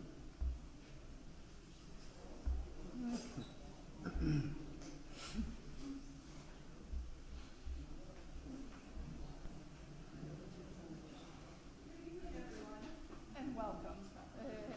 I am the pastor, and this is wonderful. Look at the diversity of the community that has come together tonight. I bet you didn't expect this, and I bet people from both perspectives have learned something already just by hearing. And last meeting was my last board meeting. I lost Mr. Pollock by 65 votes. And as it being my last board meeting, there are things that you want to move forward. And I know someone has mentioned about the motion concerning getting an assembly on the calendar. I wrote my motions as I was sitting there, so no, there wasn't collusion between me or any of my board colleagues, so they weren't probably the most articulate. And for that, I have regret. But, that being said, in terms of the school assembly, I just wanted to get a date on the calendar to get forward progress. You can talk about things, but unless you actually commit to a date, no action is going to happen. And so that was the goal of that motion, to get action happening. Same thing with my motion about race and the use of the N-word. We all know that it's used in different contexts and in different relations, but there is a whole lot of different racial language being used against whites, against blacks, against Asians, against all people groups. And so my motion on that was to say categorically that racially charged language is not acceptable. And with that, I delineated that there should be a punishment, but there also should be restorative action. Because we know when you look at our criminal justice system, when you only punish and you don't have any kind of conversation about it, you breed more hatred in people. And so there was a restorative justice portion of that where it would involve, like, let's use that Burger King video incident. And the mother said that she was sitting down with that party. That's part of restorative action, making people actually have that difficult conversation and understand how they hurt someone else. That's a little bit more meaningful than just saying, oh, you're sent over here for suspension, you're back at it. And you know, there's a lot of bravado then where people say, oh, no action was taken. Well, I can tell you now that I'm not on the board. These people up here, they can't tell you what happened to the student. And so you hear all of these stories of what goes on in the district and you think that nothing is happening. But let me tell you, if it was your child and there are confidentiality rules surrounding those pupil records, you wouldn't want these people up here blabbing about your kid. You'd be wanting to have the privacy and dignity to be dealing with your own student. And so I think you need to give a little bit of grace. And you know, I can appreciate that Burger King video that was put on the web, but in that instance, the parent that chose to put that on there, as a board member, I saw it first that evening before the parent could then email the board. That didn't even allow the board any opportunity to investigate, ask questions, because it already hit the social atmosphere and people, boy, it was astounding. We wonder why our children are the way they are. If you look at those commentary threads from the parents, it's disgusting. And it's disgusting from both aspects. And so that brings me to my motion on critical race theory. Look at half of the room thought this was a horrible, horrible motion to make. But here we are. We've just advanced the racial conversation of this community by 20-fold by having people here speaking, being able to share their opinions in a respectful way, and I think good comes out of everything. And so no matter what the board chooses to do tonight, this community has made leaps forward in understanding someone else's perspective. For me, I don't want the teachers here teaching my politics, and I don't want them teaching your politics. I want unbiased.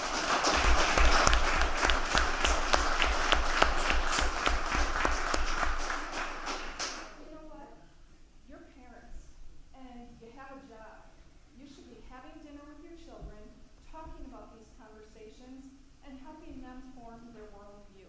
It shouldn't be the teachers forming their worldview because, frankly, we may be a conservative community, but we have a mix of teachers. And so I don't want anyone telling my child what their political view is.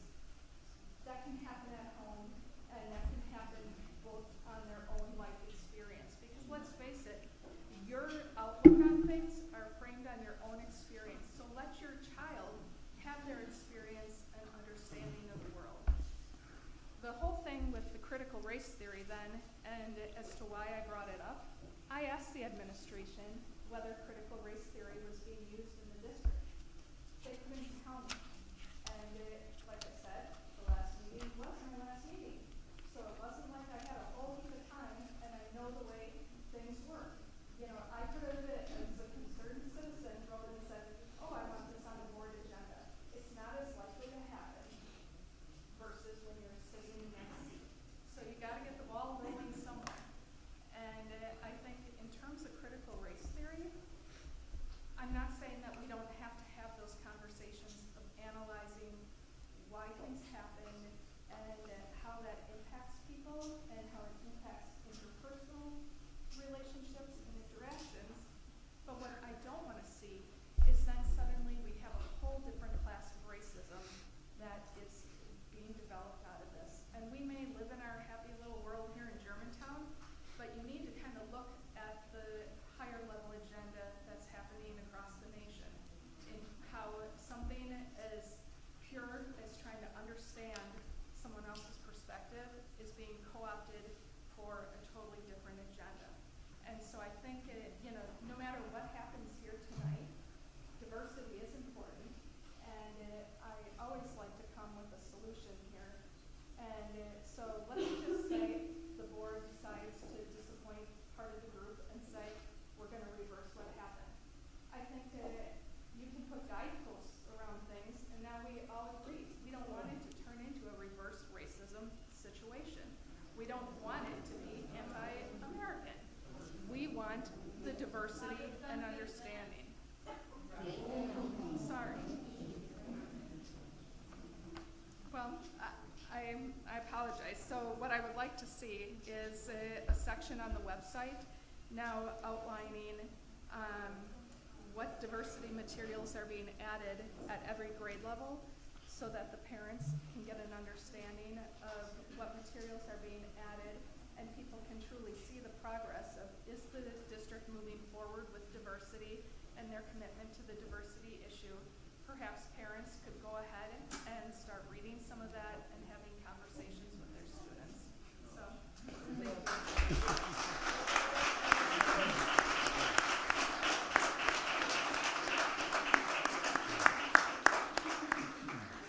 I'm not going to get this last name right, but it's Leanne Karachi.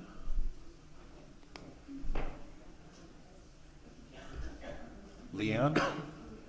Leanne? Luann. That's it. Thank you. Well, first of all, I'm very happy to be here.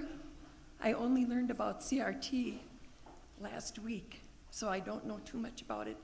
However, I did look up some articles, and I see where the equity is changed to equality.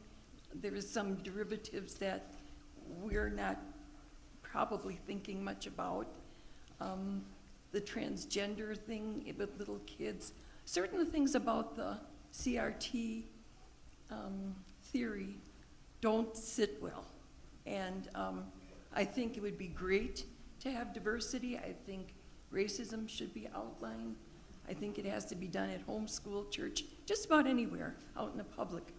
But I approve the motion of the board to oppose and employ CRT at this time. I just wanted to let you know I agree with your decision to put the brakes on CRT and not use it at this time.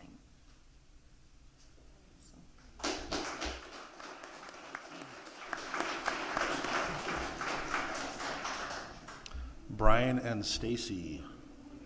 Nika? Pardon? Okay, thank you. Lori Grassi?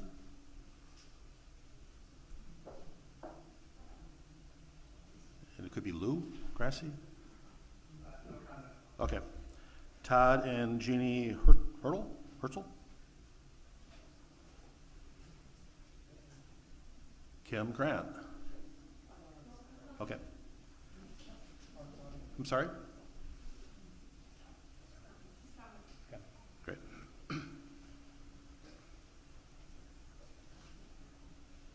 My name is Jenny Hetzel. I'm a mom of Rockfield and Kennedy Middle School children. And I would agree with the bus thing that we've talked about, or another parent talked about, that every parent I've talked to is not happy with the lack of transparency and the plan that you have presented. As far as critical race theory, there are groups over here that are gonna like shun me because I disagree with it, and it's very rude, and you're not listening to other points of view. But what I've seen tonight is that critical race theory they've been talking about it, and what I've heard is, I don't feel like it's working in our schools right now the way it's set up. And it is heartbreaking to hear these stories. This mom over here, you speak wisely. You talk about educating ourselves, and critical race theory does have Marxist roots, and I disagree with that politically. And critical race theory is controversial, so that in itself kind of goes against board policy. I just read an analogy that critical race theory is like finding someone who's bleeding in the street and saying, how did we get here? It's not solving the problem. Action, talking to other people, talking about it in the classroom doesn't seem to be having an impact. It's having positive experiences with minority groups. And when I hear of all these stories and the lack of consequences, as a parent, I have seen lacks of consequences across the board, and it is so frustrating to have these incidents happen at school and there are no consequences. It's a little chit chat with the principal and back to class. And I feel like we're putting a lot of blame on the board here, but who is with our kids every day? It's the teachers. It is the teachers who are having these conversations. So where are we going wrong? I don't know. I believe we have racial issues. I believe right now we're looking at it has to be CRT or nothing, and I don't think that's the answer. I think something needs to come of this, but I don't think it's CRT.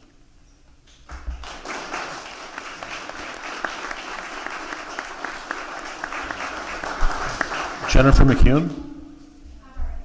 Okay, thank you. Gabrielle Prince-White?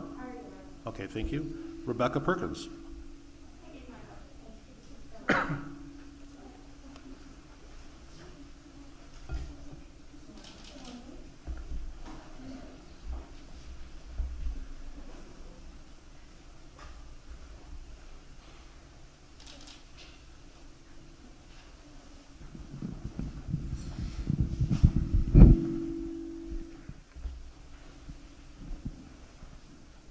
COVID is still among us. It is scientifically proven that masks do work. There are still millions of people that are unvaccinated, and I am one of them. Until all people that are able to get the vaccine, we should still be wearing masks. I'm really looking forward to summer school, and this could change everything. Scientists still say you should wear a mask. So I think every kid going to summer school should still wear a mask. Thank you.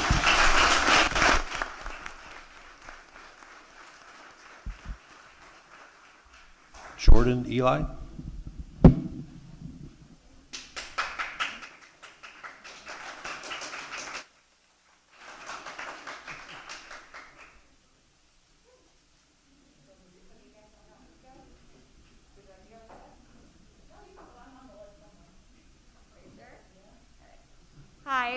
name is Jordan Ely, and I'm a teacher here at the high school, and I'm also a parent in the district. I'm here tonight, like many of us, to talk about critical race theory and the board's decision to ban it, but I'd like to talk about a story first. So I was wondering, are any of you familiar with Plato's allegory of the cave? Okay, that's one. That's okay, I'll fill you in. So basically, Plato sets up this little scenario where he's got 3 guys in a cave, and all they can do is stare straight ahead at the wall in the cave, and that's their whole life. They can't move, they can't turn their heads, they can't do anything. And one day, a guy gets out of the cave, and he walks around, and he goes into the outside world, and he's like, I don't believe any of this, because he's never experienced it before. And he doesn't believe it, and he's terrified, and he's scared, and slowly but surely he comes around to understand that that outside world is reality. And then he goes back to his friends in the cave, and he's like, hey, dummies, what are you guys doing? Why are you staring at this wall? There's a whole world out there. And the guys in the cave are like, hey, that's scary out there. We like our cave here. And if you come back, we're going to hurt you. So you do you out there, and we'll do us in here. I think a lot of what we've discussed tonight assumes that teachers or educators should adopt the role of being the guy that got out of the cave to bring back all of this information. But that is not our role as educators. It is not our role as educators either to be the people inside the cave who don't have any new experiences and don't question anything that they see in front of them. As educators, our role is to take the role of Plato here, who is one of the greatest teachers and minds that Western civilization acknowledges, who sets up that scenario, who gives them the choice, who says there's an outside world over here and there's an inside one here, and demonstrates the merits of both of those. I don't know how you can empower children if you don't give them the choice and the options to learn about varying perspectives and forms of belief. I don't think that that's empowerment. I think it's the opposite. So as you make decisions tonight on critical race theory or decisions on banning any kind of information in the future, I encourage you to think like Plato and not like the cavemen. Thank you.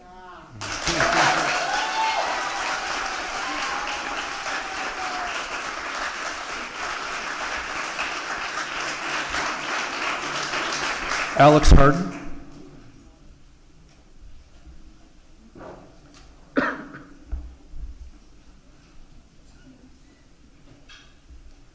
Good evening, everyone. I'm Alex Harden from Colgate. So I was going to read a couple of things. Capitalism is essentially racist. Racism is essentially capitalist. The only remedy to past discrimination is present discrimination. The only remedy to present discrimination is future discrimination. If discrimination creates equity, it's anti-racist. If discrimination creates inequity, it's racist. Those are the writings of a man named Ibram Kendi. He's one of the foremost thinkers and authors on critical race theory. He heads up a so-called anti-racist department at Boston University.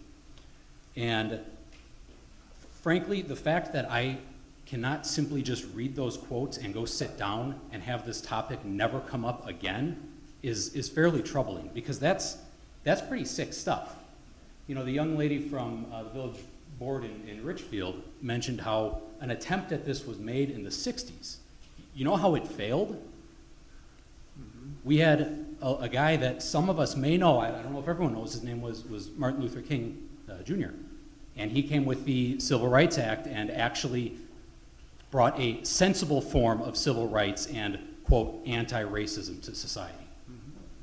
So the fact that we need this cultural Marxism, and that's what it is, excuse me, what Marx failed to do along economic lines, dividing the rich and the poor, critical race theory is doing around racial and identity lines, dividing us up into groups and pitting us against one another. And honestly, it's sick.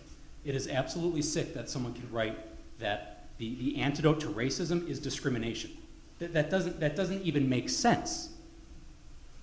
So the fact that we're here talking about this is frankly kind of odd. I'm surprised. And if you want a preview of where a well-executed critical race theory-driven diversity and inclusion initiative leads. Look over to the east at the Virginia school system. Anyone see what they did last week? They got rid of all advanced mathematics under the grade of 11 in the name of equity and inclusion. Friends, I could not, in my darkest, most diabolical dream, I could not come up with a more racist thing to do than that. It's sick. I mean, it's sick. Critical race theory is morally repugnant, and it doesn't belong within 1,000 miles of this school. Okay? I was going to start by saying I thank the board for opposing it. It sounds like something may have changed. I don't know what that is, but I would encourage you to stand strong, stand by that decision. There will come a point where funding is tied to including this stuff in our schools. It doesn't matter. You've got to keep this out of our schools. It will hurt us academically, and it will not solve any racial problems. All these stories that I'm hearing from this room, they're sad. They're awful. The idea that present discrimination is going to solve those things, friends, that's not how it works. There are other ways to address these things head on. Okay, I'm gonna address one more item here. Masks. Okay? I know, and no one was laughing at all the other people who spoke, by the way. And I'm gonna ask a rhetorical question. No answer needed. What hard comparative data has this school district used to justify continuing to force kids to wear masks? We'll get to the CDC. The CDC is an organization, it's not data.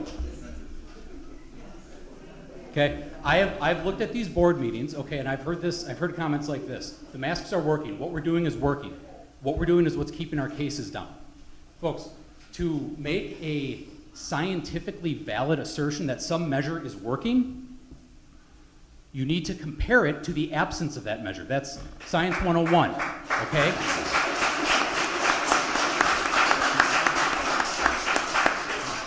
You need a control group. You're going to say, masks work. If masks work, this is what's going to happen with cases. If they don't work, this is what's going to happen. And then you make policy from there. I've not seen that, okay? Every data set that I've looked at, informal and formal, points to the same exact conclusion. That especially for kids, the absolute lowest risk group in the entire world's population, there is no reason to be wearing masks, okay? You look over in Sweden, okay, of the 1.9 million school-age kids, this is published in the New England Journal of Medicine, you can look it up yourself, 1.9 million school-age kids. From the period of March to June of last year, they never let out of school, they never stopped instruction, and they never required or even recommended the wearing of masks. Not a single kid died, 15 got to the ICU. Okay? That would be a comparative data set that I think would be interesting to look at. Okay? You look at states. In fact, I printed something up. For real. This is the data of, I'll turn it around in a sec, of Texas versus Georgia. Okay? Georgia did not require masks. Texas did. Well, what do you notice? These are COVID cases over time. They're the exact same. Okay? Cases went up and they went down. By the way, that's fairly similar to what happened in Wisconsin. The governor issued the mask mandate in August, I believe. Our cases peaked, and they were high in November. Also at the same time that more people in the history of humanity were wearing masks on their faces. So I heard the comment from the back about the CDC. Here's the thing, guys. We didn't elect the CDC. We sure as heck didn't elect the WHO, and we didn't elect the fearmongers at health departments. We elected a school board to analyze this data and make decisions.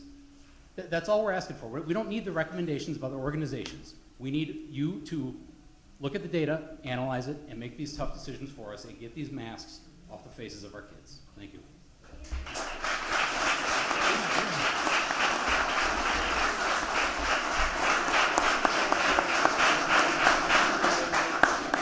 We've only got about 5 more speakers. Jody Graff.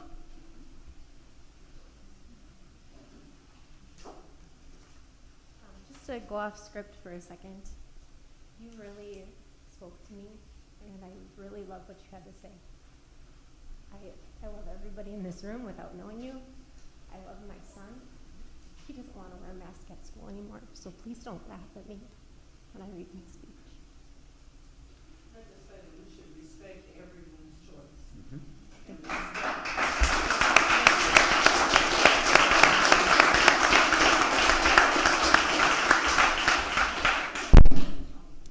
I stand before you tonight as a unified voice of all parents who wish to be the only ones in power to give consent on behalf of their children, which of course should be every single responsible and loving parent on the planet. We must honor ourselves in doing what is right for us and our kids as individuals, not as a collective group, as not one single one of us are the same, and we should celebrate that daily. I grew up in Germantown, and I now raise my kids in the exact neighborhood my dad built our childhood home. I love this community. It is filled with caring, neighborly, kind-hearted people who look out for one another and truly love where they live. And let's not forget that, please. As a community, as a district, we must stop allowing anything to divide us. We must agree that we are allowed our individual liberty and freedom of choice. And so I stand here tonight to ask on behalf of the majority of parents, and I believe the majority of students if we ask them, please make masks a choice. While the state has said there is no health emergency and it is unlawful to maintain anything under the health emergency, as again, health emergency does not exist, I'm not here to debate the reasons for or against masks. I'm here tonight as a mom and as an American, as those are the most powerful credentials that I hold. We must empower one another to do what is best for our individual children. We must support one another in respecting an individual's decision. My priority used to be in-person school. I volunteered in the classroom every single year, and now I'm not even allowed to step foot inside my children's school past a certain door. So frankly, I don't even recognize in-person school anymore.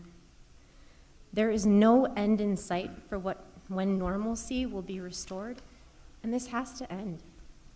No longer should a public school discriminate and dictate to its taxpayers and its students that they are to mask and silence their mouths.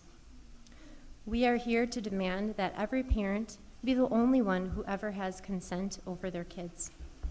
And public virtual school is not an acceptable forced alternative for either side of the issue. If parents can't be given the choice to make decisions for our kids at public school, then give us our taxpayer dollars back to put towards private schools that will, because they're out there. They're diverse, they're wonderful, they're not wearing masks, they're not getting sick, they're busing in kids from all over 34 zip codes, one school in particular, and they're just fine here in this county. No sector deserves our money that won't respect our personal choices. We must teach our children to stand up for themselves when something doesn't feel right. When something is wrong, our bodies tell us. When we know something is wrong, we must stand up and we must not comply.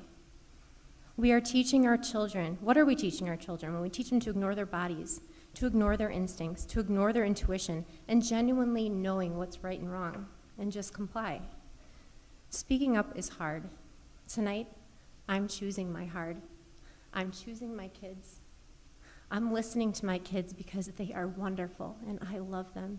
And they deserve a school experience that they are comfortable with. And every single child deserves a school experience that they are comfortable with. We are each in charge of our decisions and our bodies, and we should never let our kids ever think otherwise. More than that, no one should ever be treated differently or discriminated against for proudly taking good care of their physical and mental health and individuality. You took this position to serve this community, to represent the community, and to represent us. Well, here we are telling you, make masks a choice. Do the right thing and don't parent our children.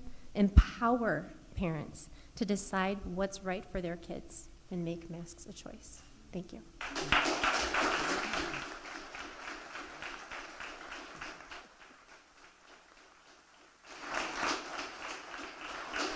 Melissa Thierman.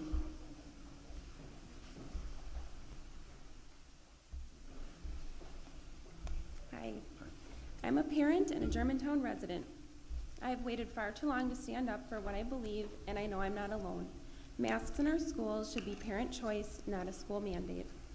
I tend to be someone who needs to see the facts, studies, statistics, to be able to validate my instincts and beliefs. But since those statistics do not exist yet, and there is a lot of conflicting information out there, I encourage every member of the school board and every parent to listen to what your gut is telling you. Masks are not natural. They are not the way our children are meant to live their lives, 8 hours a day, 5 days a week. My instincts are telling me we are damaging our children in more ways than what we can see right now, and in more ways than any statistic can show. The psychological effects of making our children wear masks is detrimental to their health, self-esteem, self-image, mood, and confidence. In addition to the negative psychological effects, consider the negative physical effects, potentially decreasing our children's adaptive immune system. A great friend once said to me, "If God had intended us to have a filter over our nose and mouth, he would have created us that way. But instead, he created us with an immune system comprised of mucous membranes in our nose and throat, skin, tonsils, lymphatic system, spleen, and bone marrow, not masks." Our children have developing immune systems. The acquired immune system produces antibodies after the body has been exposed to an invader. After the first exposure, the immune system will build up immunity to recognize the invader and defend against it in the future. Over time, as the immune system recognizes certain viruses, it will get better at preventing infection. Not to mention, have you looked at a children's mask after being worn? They are physically dirty, and that is what we can see. Think about what is on them that we cannot see. Children are not changing their masks throughout the day, not safely storing them when they are removed for snacks and lunch, and some are wearing the same mask day after day.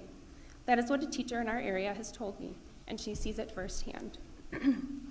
Our children need to practice proper hand washing, get enough rest, eat well, stay hydrated, and get enough daily exercise to strengthen their immune system. These are the things we need to focus on, not masks. Please consider what effects masks are having on our children, physically and psychologically, and please vote to make masks the parent's choice. Thank you.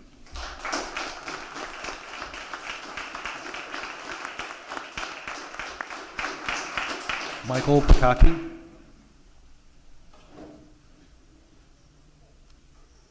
Michael Pekacki. Jessica Chapin? Tracy, I'm sorry.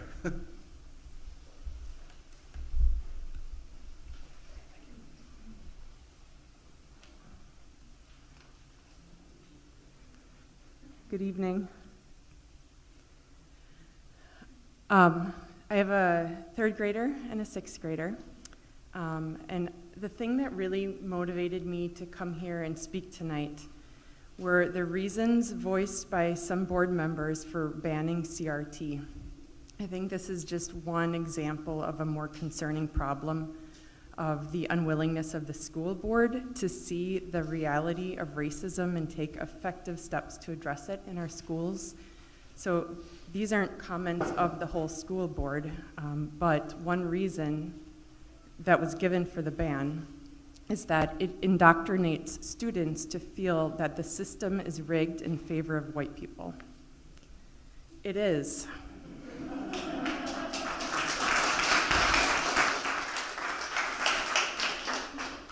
It's getting harder and harder to argue that there aren't racial inequities in major systems in our country, that unconscious negative biases towards people of color don't exist, and that we as white people, even with the best intentions, may not be aware of the power of these forces. I thought you were going somewhere else with the allegory of the cave. We see the effects on the opportunities, health, and well-being of people of color as a group. Research supports this, voices support this. Just a few examples. If you have a black-sounding name, research shows you're 50% less likely to get a job interview. Study published in the American Economic Review. Black people are more than 3 times as likely as white people to be killed during a police encounter. 2020 report by the Harvard School of Public Health. People of color are overwhelmingly more likely to be a victim of a hate crime. 2009 or 19 published FBI data. There's more and more. It's late. Laws changed decades ago, but these patterns still exist. This board member's statement underscores the need for education for the school board about these issues. Another statement from a member is that we can't inspire every student if we're teaching them that they are at a disadvantage from the start because of their race, as CRT does. Again, look at the data. Can we honestly tell people of color they're not more likely to experience the effects of implicit biases, microaggressions, and systemic racism? If yes, we need to see the data. We need to have CRT. We need to have something in our schools to be able to have these conversations. I think maybe there's a lack of agreement on what CRT is. That would be helpful to all come together on. Side note. Finally, it teaches kids to hate their country and to hate each other. My understanding, it teaches critical thinking about potential effects of racism. It doesn't dictate what conclusions to draw.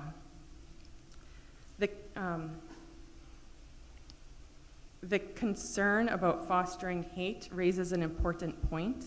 We need to incorporate an attitude of kindness and compassion in this work for all students in this work. Guilt, judgment, anger aren't the goals. We'll get further if we foster an attitude of discernment, open-mindedness, compassion, and action when looking at these issues. Moving forward, to start with, the ban on CRT needs to be revoked. We need training for the school board and staff on systemic racism and implicit biases. We'd all do well to have that.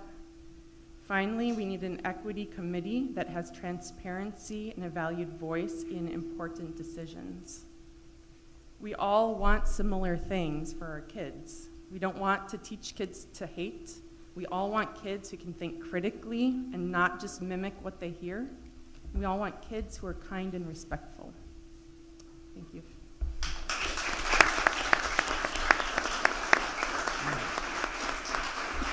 Tracy Parker. Tracy Parker.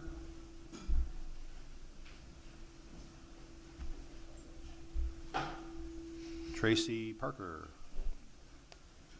Gail Trapp. Oh, she did? Okay, thank you. Gail Trapp.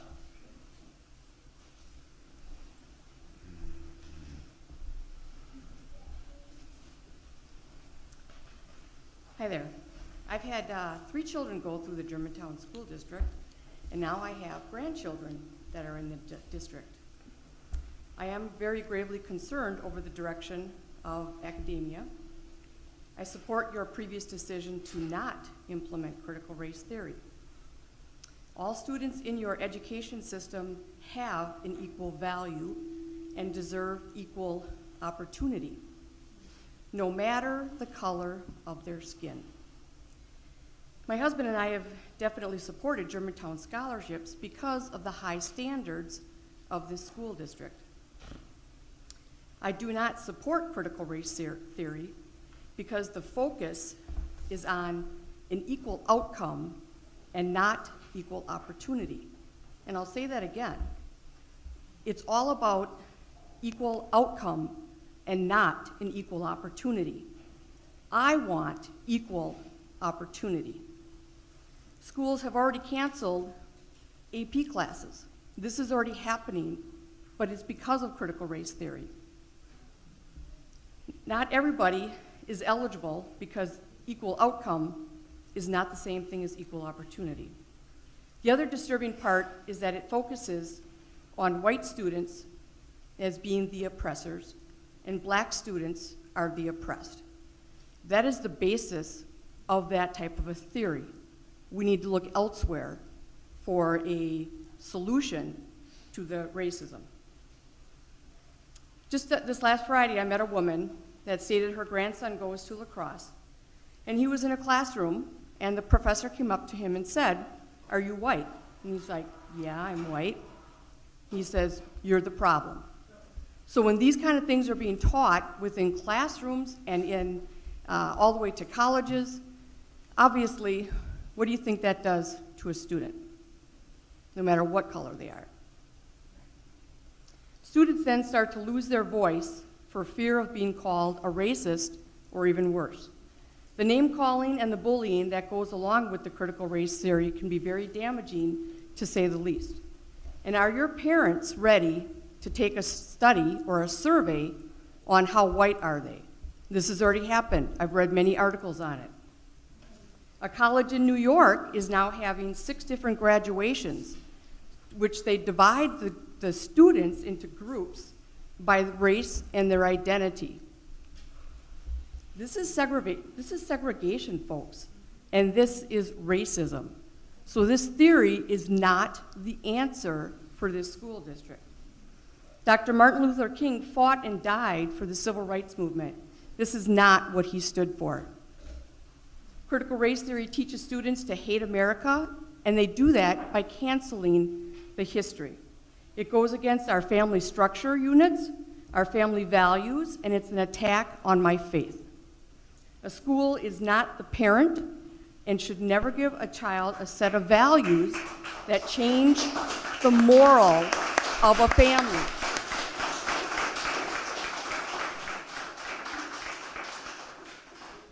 Right now, my kids are having to make a choice as to whether they're going to use this school district or if they are going to homeschool.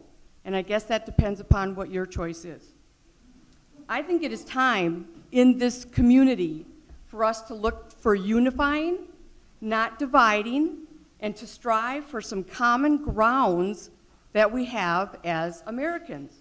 You can cook up a spoiled meat and put whatever spices on it and make it and try to mask what the taste is, but guess what? It's still spoiled meat when you bite into it on the inside.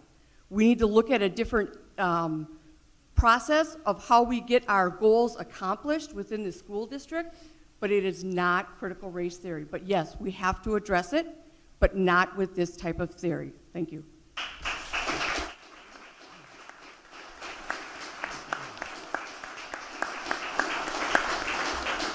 Jean Mary.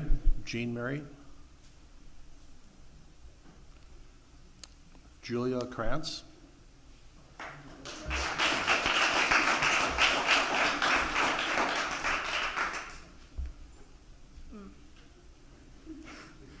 I'm here today to express my dissent regarding the board's decision to ban critical race theory from Germantown curriculums. For those of you who don't know what critical race theory is, and for those of you who may have been misinformed, critical race theory is an academic movement started by scholars and activists. It may have Marxism roots, but that's not what it's teaching.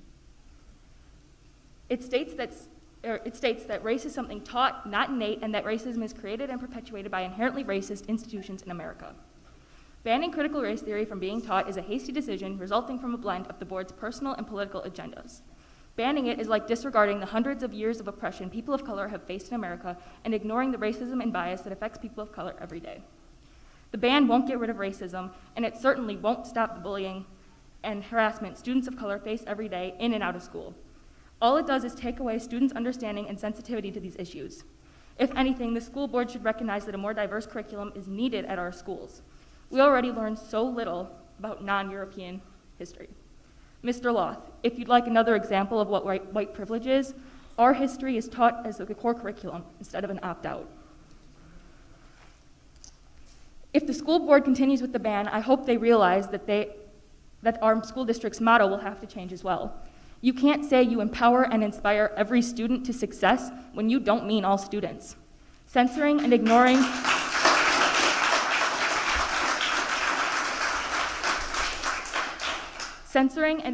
minority experiences is a type of oppression.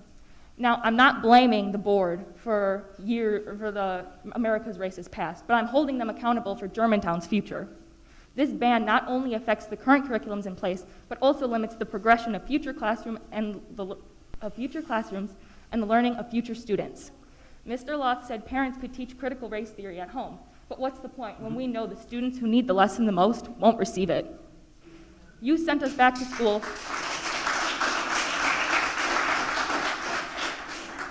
You sent us back to school full-time in a pandemic.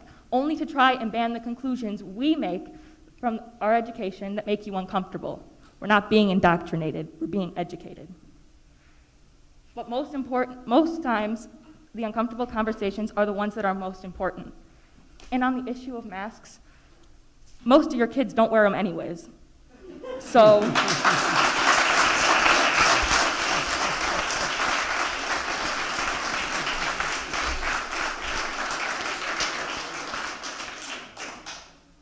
oh my gosh.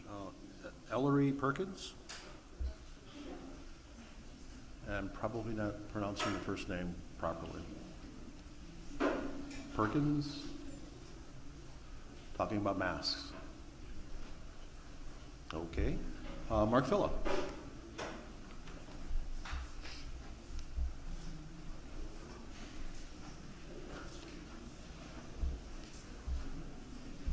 Good evening. First of all, thank you to our young students today that came out and spoke. I learn from you every day. You're inspiring. Thank you. Other people tonight have bravely shared their stories of what it's like to be someone from a marginalized community, what it's like to be an other, what it's like to send your kid off to a school they do not feel safe in. Being a straight, white American male, I don't have those stories. I have not for a minute of my life felt what these families feel every day. That's why I listen to them, that's why I believe them, and that's why I support them. Rejecting CRT is rejecting the realities these families live in. Systemic and institutionalized racism is not a thing of the past. Neither is the marginalization of Native Americans, women, immigrants, people of selected faiths, and the LGBTQ community.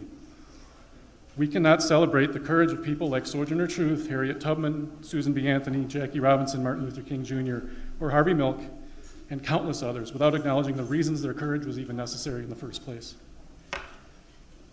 Similarly, we cannot condemn the recent racist acts by students in our own district on one hand and refuse to teach where these attitudes come from on the other. I urge you to reconsider not only your decision on CRT, but your entire commitment to the larger issue of social justice for our students, your public commitment to making all students feel welcome in this district, and your equally public dismissal of the reasons many of them don't feel welcome are not compatible. Let me just say one more thing to my fellow straight white American males. Can we, for the love of God, stop telling women, people of color, immigrants, what their experience is? We have no earthly idea. Thank you.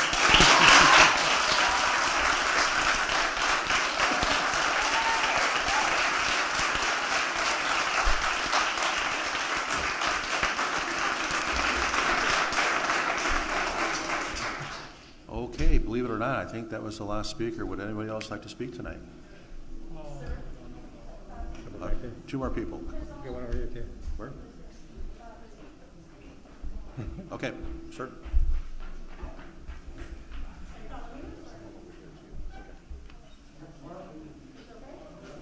Yeah, that's fine.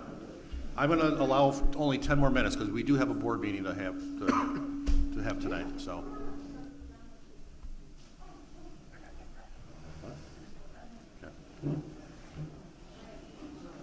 Can you state your name, please? How far away from this do I need to be? Closer? Like, is that you're better? Fine, right there. Okay. My name is Roger Stewart. I've lived in Germantown for 30 years, and I'm proud of this town. It's a great town. The stories we've heard this evening are moving, fascinating, illuminating, and it would appear to me that the school district does have an issue, both in terms of student behavior and teacher behavior, in terms of racism. And I would urge the school board to pursue this issue vigorously, to create a program or find a program, but CRT ain't it. CRT is indoctrination. CRT is ideology. It is counter to the Constitution. It is counter to the First and 14th Amendments. Please do not implement CRT, I beg you. But in terms of the racism issue, by all means, find a way to make this better.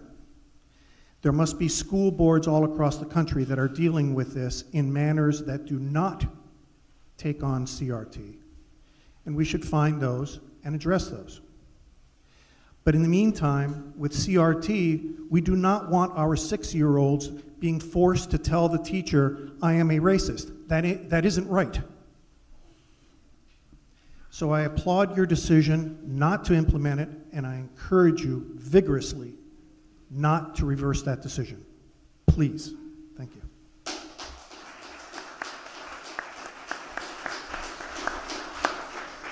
Could you state your name, please? Yes. My name is Jarnisha Garbati, and I am with the Burlington Coalition for Dismantling Racism. So as I listen today to everybody, I want to share that my children went to the Burlington Area School District. I have white children and I have black children. Even though my husband is white and I am black and our children came from the same home, they did not receive the same treatment and they did not receive the same education. It was a completely different experience for our black children as it was for our white children.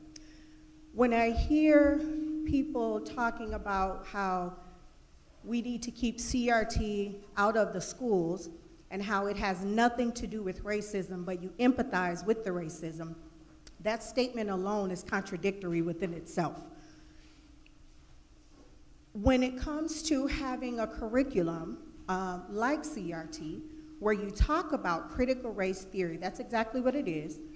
Anytime you do research on the internet, you somewhat have a bias, and you can find information to validate what you already believe is true. But if we stop for a minute and just think about that, critical race theory, that's exactly what it is. Nothing more, nothing less. The fact that the school district has decided not to include it already sends a statement of where you stand when it comes to the work of anti-racism. Whoever said that I don't see color, you wouldn't sit in a room full of men and women and say, I don't see any women, they all look like men. I don't see any children, they're all adults. That's foolishness. God gave us eyes, we all can see, we're all different, that's to be celebrated. And to say that you don't see color means that you can't see people of color.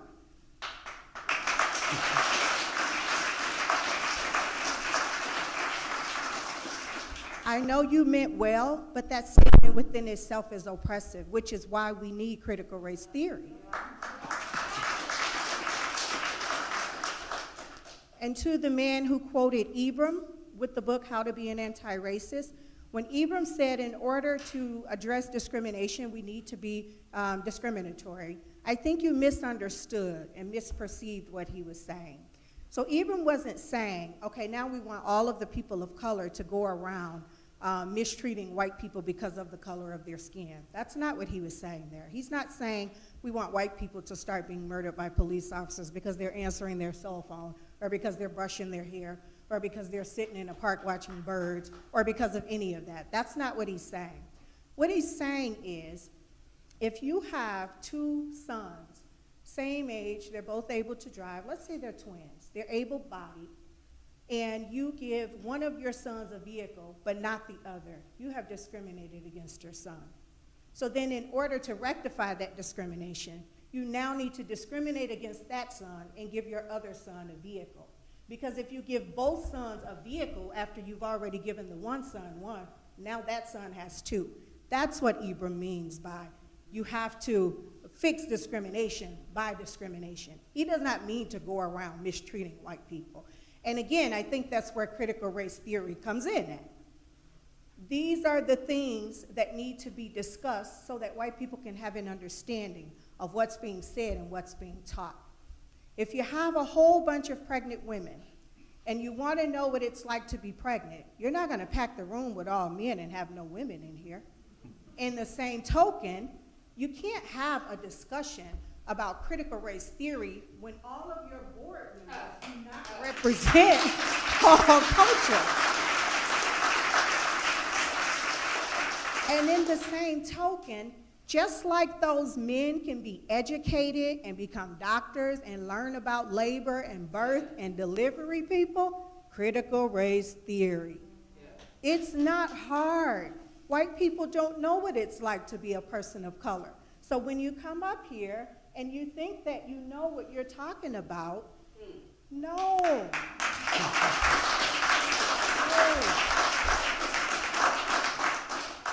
So if you want to learn about what it's like to be a person of color, to be a student of color in a predominantly white area, you need to ask people of color.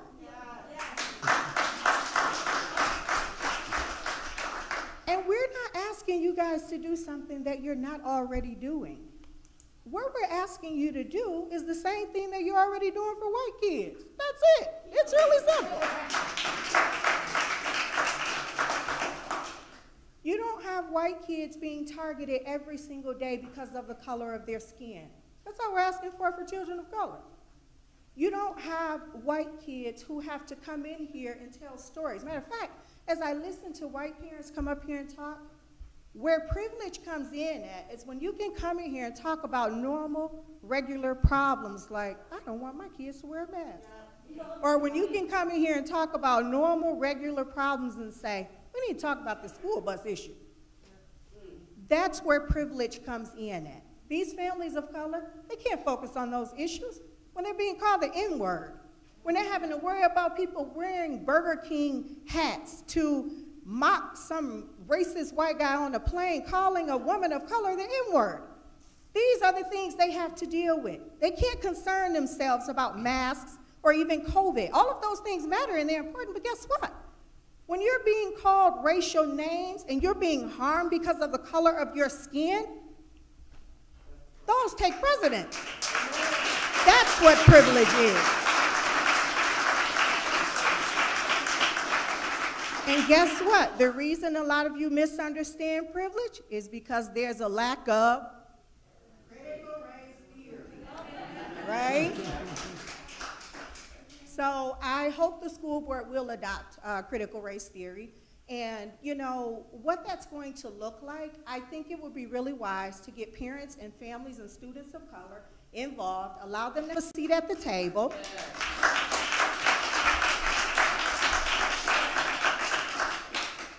To have a conversation on what that should look like. Thank you.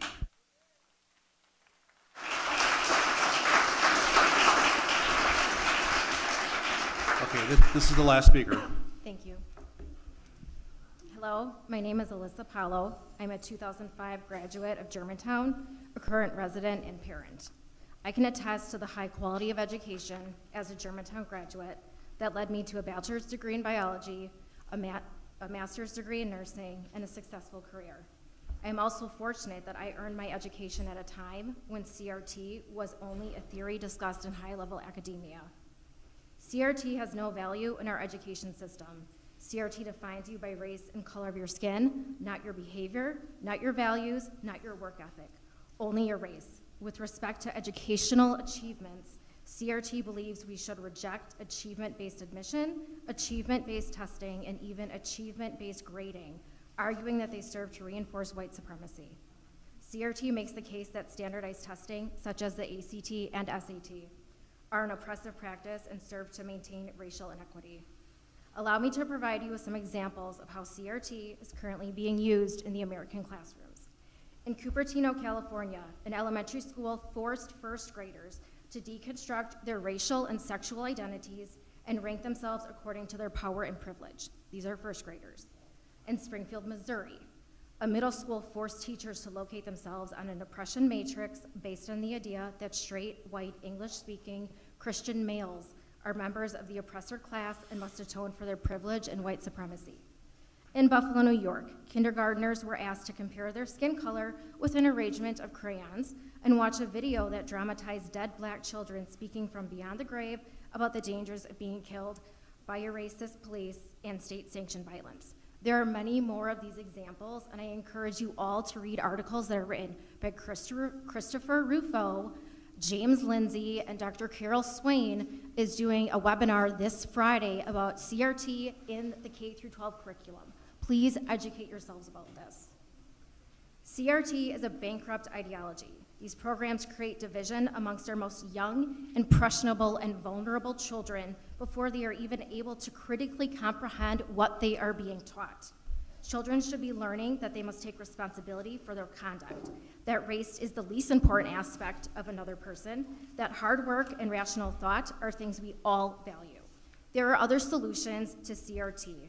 There are rigorous civics curricula that do exist, including material from the 1776 Unities, the Institute for Classical Education, the Jack Miller Center, the Bill of Rights Institute, and the Ashbrook Center. Furthermore, CRT puts schools at risk for legal action, as coalitions of lawyers are already forming to take legal action against schools where this is being used. Please uphold your decision to keep CRT out of our schools. Thank you. Hey, Bob, there was one more lady here that wanted to speak. Okay, one more.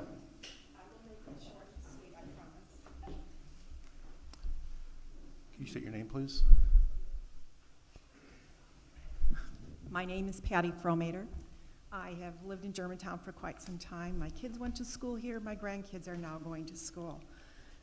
This morning I found out that this meeting was going to happen. I was so pleased that you guys had decided to not use the critical race theory. I'm sorry that I missed most of your stories. The few that I heard, they were very touching. I had work, and so I just got here, but I felt it was too important to not be here tonight. There are problems in our country, and I feel we need to address them. Critical race theory is not it. I think there's just too much division. It splits us up. As a country, we've got to come together.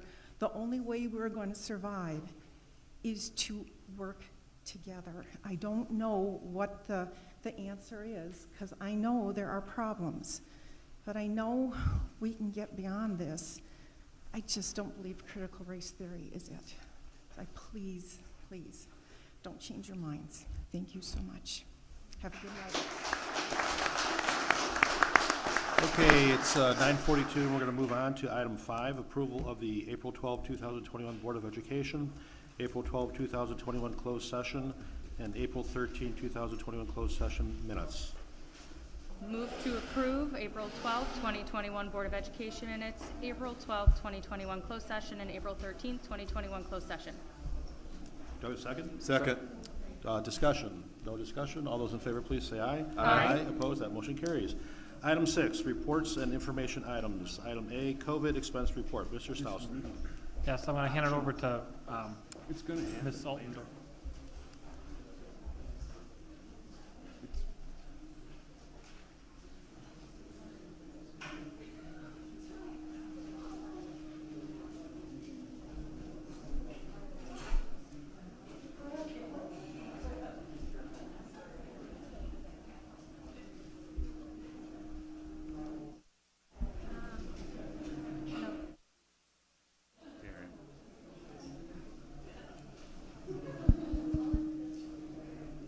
Rhonda, can you turn the other mic on?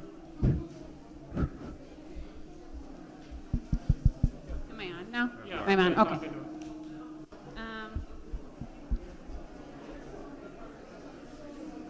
Tonight, Mike Nowak and I bring the COVID update report from July 1st to March 31st, as we do every month. You can see on the report that the COVID expenses have decreased. I'm going to go over the top part of it, and again, Mike will be going over the bottom portion of the report. So the only update I have is approximately $1,500 was spent on cleaning the buses. I'll let Mike go through the rest of the report, and then you can talk about the total at the bottom. Relative to personnel, you'll note that the numbers have remained relatively constant from previous reports. I would note there's a slight increase in long-term sub-costs. I believe it's about 1,500 more, maybe a little less, 1,400 more for the month. That's because of unique situations that had occurred relative to a long-term sub need. So our total spent as of today is $467,864 on COVID expenses. As you know, we got the CARES dollars of about $71 So a total net expense of $397,273.64, in which we will use those dollars of the CARES 2 and CARES 3 funds to replace those expenses. Any questions? Okay, thank you. Moving on to item B, 3 and 5 year business and human resource strategic plans. Mr. Stousen. Yes, thank you. So one of the things you'll see tonight, you're seeing the human resources kind of 3 to 5 year plan, the business 3 to 5 year plan. You've heard that, the business part kind of throughout this year. Next board meeting, I'm having special ed present their 3-year plan as well as teaching and learning. So, and I know there's a copy in the board packet, but I just thought if Brittany and Mike just want to share a few pieces of their plan, and if you have any questions at this moment. But it's something that's fluid and will change, but it gives us a focus of where we're going in the next 3 to 5 years. Sure. We're going to start off with the business office. 3 to 5 year plan. We broke it down into 3 main goals. So the number 1 goal that I have is around the budget, in which we've been speaking about for a few months now. So I'm not going to go into detail on the zero-based budgeting process and getting input from staff members to build our budget. We're going to continue to do that. My second goal is effective and efficient communications around the financial aspect. To make sure that we have all the information to make sound decisions, and then also to make staff members, families aware of the decisions that we're making, again, on the financial aspect. So we're going to increase transparency is basically the actions we're going to take to meet that goal. And then finally, my third goal would be around a safe and orderly learning and working environment for our students, staff, and community. We do have a internal safety committee that we work through, that we go over work comp cases, that we go over the liability insurance cases, and that we also talk about the safety as in doors, locks, fire drills, those type of things. So we're going to continue to focus on perfecting our safety committee, as well as we do walkthroughs with our insurance companies. We have done 3 of our elementaries and 1 of our middle schools so far, and then if the insurance company on a work comp or liability side, they create a report, and then we create action plans with that site on how we're going to improve our safety at that site. So again, we've done the three of the elementaries and 1 of the middle school, and we will finish the other elementary and the high school within this year. And then we'll do those every year to make sure those action plans and the corrections that were made are continuing and not just revert back to what they were previously. And then Mike will go through the HR department. Thank you, Brittany. In HR, we have 3 areas that we're looking at. The first is seeking high-quality, cost-effective benefit solutions in the areas of insurance and retirement. In the area of insurance in particular, over the past, I'd say 3 to 4 years, we've made great strides relative to creating choices for our employees in their insurance options that they can take. The next step in that is to analyze deeper costs further in options, and try to move ourselves towards the possibility of being self-funded if it's what benefits our district relative to the quality of insurance we're getting and the cost of that insurance. The second area is striving to implement new approaches to compensation with employee work groups throughout the district. We've done some analysis relative to teacher compensation. We're ready to take that conversation deeper in terms of making some change. We've had some meetings with teachers, and we're excited about possibility of building a transparent system that gives teachers some level of predictability. We believe that will be a critical piece to attracting and retaining teachers as well, which is our third goal. That is attract and retain high quality candidates who also reflect the diversity within our school, community, and beyond. One of the key pieces here is that our major means of marketing positions has been one tool, that's WeCan, which is a tool that all school districts throughout the state use. We believe that we can stretch further and that will be and create, use different means to get our jobs out there. And this is beyond just teacher groups, this is across the district as a means of attracting different candidates to our district. Thank you very much. Questions, comments? Okay, thank you. Moving on to item 7, unfinished business. Discussion and possible action regarding ad hoc curriculum committee and the Advocacy Council on Equity Issues, committee member report, specific handbook language regarding racial slurs, KMS, GHS, all school assemblies, and critical race theory. Mr. Stousen. Yes, thank you. So there's a lot under this this heading, and it kind of in 2 parts, 3 parts. I have Meg Makowski and Mr. Farron, who are both on the ACE committee, if they want to field any questions, but I'm going to talk first about the handbook language and current policies. And so we've started the process of analyzing our high school handbook as well as the middle school handbook. The current language that are in those handbooks, it's pretty clear on like bullying, suspensions, harassment, intimidation. However, there are places where we can strengthen it around racial slurs and other harmful language, and so we will bring that forward once we've completed that to the board for approval. Just like you approve every year, you approve the handbooks anyway, but that will be changes to it. The other thing is that District Policy 5517 is our anti-harassment policy, and again, the current policy has language based on trait, sex, religion, creed, ancestry, etc. What we're going to do is look at it from discrimination and harassment on basis of race, color, and national origin for all students. So again, our policy committee will review that, and suggestions from the policy committee would come to the full board for review. So we're doing those 2 areas.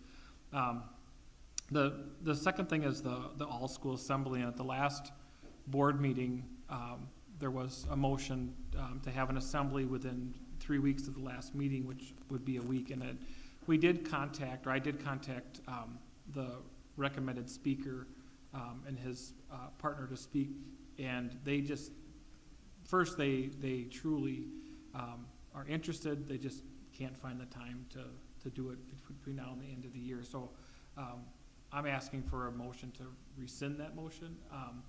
However, we did this last week, both at the middle school and high school, through resource time. There was the administration, the teachers reviewed our current policies around harassment and bullying and racial slurs. So that we started that, but we know it's just the beginning, and we have more work to do in those areas. So the assembly piece, and in talking to our student groups, they've given feedback as well, and the concern is that if we start hitting topics that kids want to continue to talk about, and we don't have staff that are trained to handle the conversations, that's potentially a bad issue, right? And so we want to be clear on what it is we're asking our students to think about and what conversations we're asking them to have, and then how is that facilitated, and what are things we're not going to talk about too. I mean, there's going to be a point, I think, in most conversations is like, look, that's something you need to talk about at home or ask, or I don't know the answer to that, and so until I can learn more, can we facilitate that discussion? So again, I'm asking for this to rescind that motion for the assembly within 3 weeks. Before we move into the CRT piece, I just want to know if you have any questions around like handbook stuff or the assembly. And like I said, I have Mr. Farron here and Meg from the ACE committee. Those two topics were discussed at our last ACE committee in detail, and that's where we had Mr. Whitehead shared some of the, and Mr. Aronow both shared feedback from the students. So, can I make the first motion so we can get this Sure. passed, and then so I'll make a motion to rescind the 3 weeks to get an assembly, knowing that administration has it on the docket to do it in the proper manner. Second. Second, discussion. And I just want to share the reason why, that was, the motion was made. Mr. Stousland and myself, we sat down with 2 of the 3 black girls that were involved in the incident that happened at the high school. And we sat in one of the conference rooms and we listened. And I learned a lot, just like I learned a lot here tonight. And I asked the question, if you were in our shoes, what would you want done? They brought up the school assembly. And that was over 2 months ago. So that's why the motion was made to get the ball rolling. And I would agree with Amanda that if the administration is working on something, that's great. And quite frankly, 3 weeks was very aggressive. But as long as it's in the queue and it's moving forward and we're collaborating with the right people, that's a good thing. Okay, any other discussion? So just to be clear, what are we rescinding right now? The school assembly, and okay. We're working with the administration on scheduling something and what the content would be. Yeah, I'm okay with that. Yeah. I think we still want to have the assembly, we're just not putting a deadline on it, correct? Yeah, and it may have a different format than just a flat out assembly. Yep, it sure. may be Right. through resource or different smaller groups, but yeah, some form of We just need learning. to start the conversation, Meg. which is a good thing. Yeah, ACE did have a suggestion on that. We heard the principal, Bill Farron, at our student advocacy subcommittee for ACE. Joel was on that subcommittee, and one of the reasons being they are not hosting live events that we hope. So we're not in the interest of trying to change what they're already doing in school.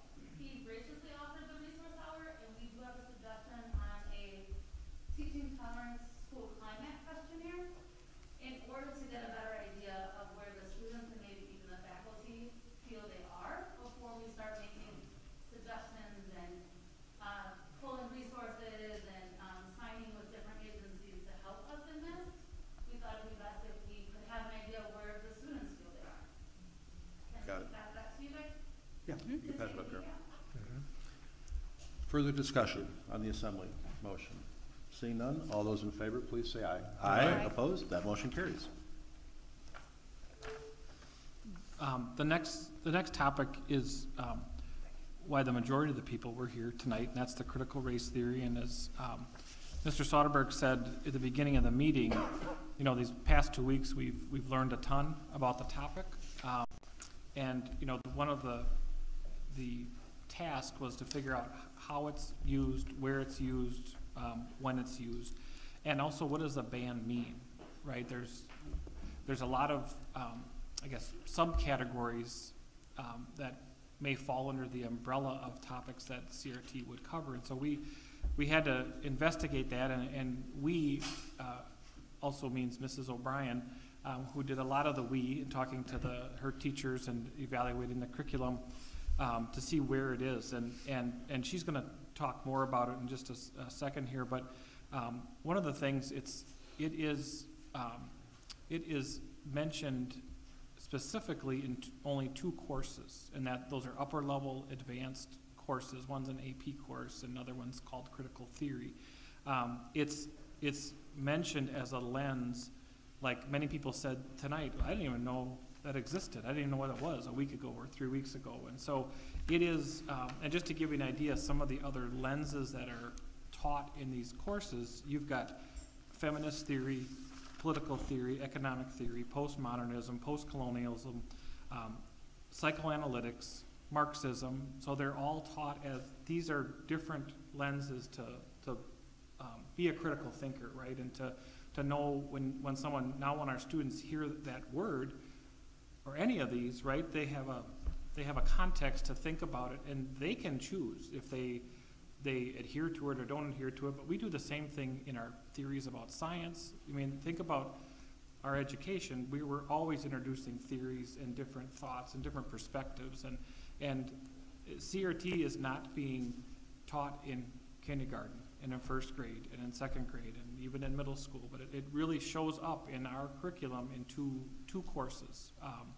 that are taught at the high school. So with that, and I think knowing what we've learned, you know, I am recommending the board just reconsider the motion based on what they've learned over the last 2 weeks and what they've heard tonight, but also I'm going to have Mrs. O'Brien just share pieces of what she's gathered in the last 2 weeks. Sure. Thank you, Mr. Southland.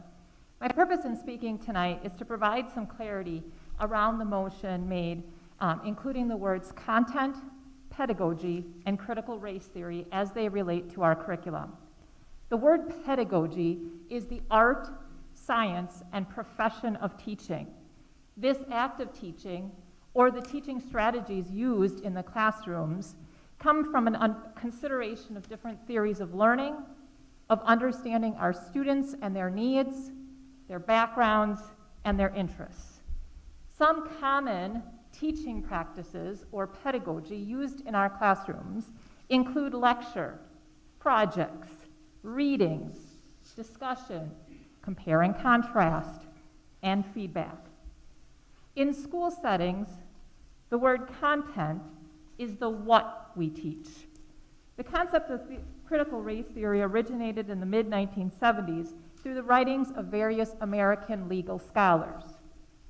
This term has been adapted over the years to become a framework or a lens by which to look through for racial inequalities that continue to exist today. To me, this is the content of critical race theory. One might question why any literary theory is taught in schools. Theories provide a framework for explaining ideas. For example, as we've learned tonight, not everyone interprets the same text in the exact same way. A literary theory provides readers a chance to view a text with different sets of lenses. Rather than insisting that one view is the best or the correct one, literary theory attempts to find value in all of the views that are based on a careful study of that text. Teaching students how to understand and respect others' viewpoints, even when they don't agree with them, is one of the goals of teaching literary theory. If we begin to ban certain literary theories, we begin to take away the tools that students might need in order to truly understand another person's viewpoints or interpretations of that text. Over the course of the last 2 weeks, I met with several high school teachers so that I could even better understand the impact of the motion made on April 12th and how that would have an impact on our current high school curriculum. Here's what I found difficult in ascertaining where critical race theory might impact the curriculum. Without a clear definition and understanding of critical race theory, any topic, any discussion, and any text involving races other than white could be construed as teaching critical race theory. Teachers voice concern and have reservations about teaching the following topics, as they don't want this to be construed as teaching critical race theory: incarceration statistics, voting laws and the use of absenteeism ballots, Jim Crow laws, bus boycotts, gerrymandering, redlining in Milwaukee, texts with characters of different races. As Director of Teaching and Learning, I believe an important skill we teach our students is the ability to think critically. Stakeholder groups and the community feel strongly about this as well, as this has been articulated as an essential success factor to our educational summits, and that is the ability to learn how to learn. One practice in teaching our students this important skill is to have them learn and practice to understand different perspectives that are probably going to differ from our own. If we are not able to afford our students the opportunity to learn from, read about, discuss, and share different viewpoints in the Germantown School District so that they become productive in a diverse workplace and be civically engaged, I question our purpose as a public institution. At this time, I ask Mr. Whitehead, teacher at Germantown High School, to share yet his perspective.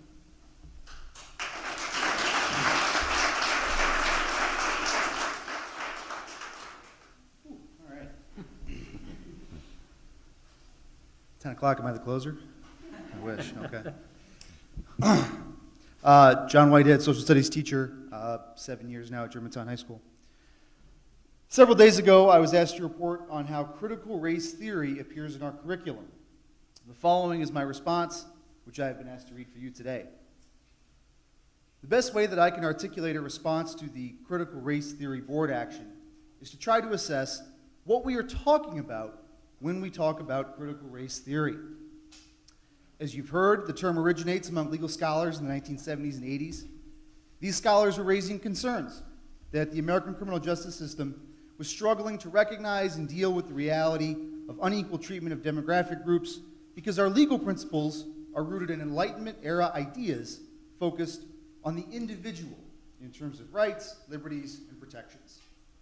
What to do about this situation, how the American legal system should or should not respond to these challenges is still a subject of great debate at the highest levels of legal academia. Needless to say, this original concept of critical race theory is well beyond what is taught in K-12 education, with the exception of an AP course, I guess. This term, or similar terms, have been adapted over the years to identify a willingness to examine how the development of racist ideas and discrimination have impacted outcomes in many aspects of American society, historically and up to the present day, as you've heard from many of our speakers. To disallow this exploration would present a stunted, grossly incomplete interpretation of history that serves to deny the lived realities of millions of human beings, including those that you've heard from tonight. Such a ban robs our students of essential understandings about the world that they live in today.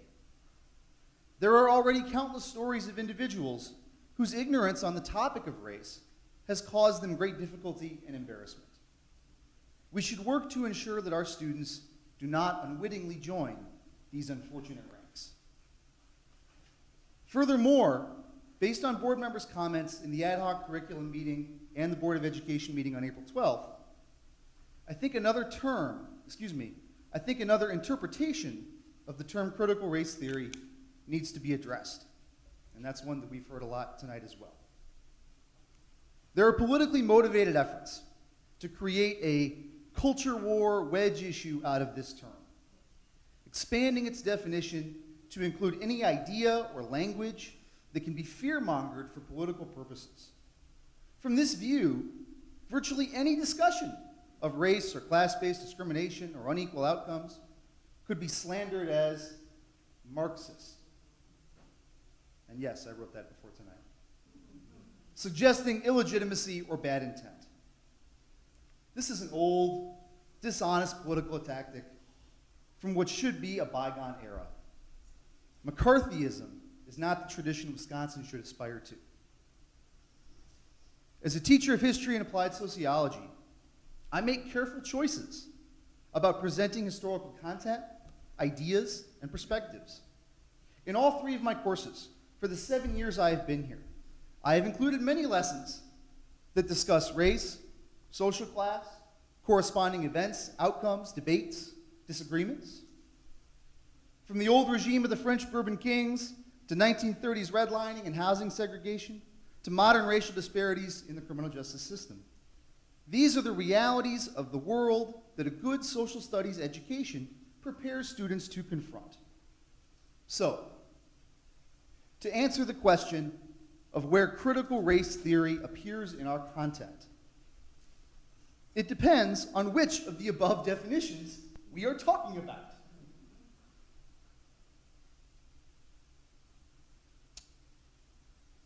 Since I do not teach at a law school, I do not teach actual critical race theory.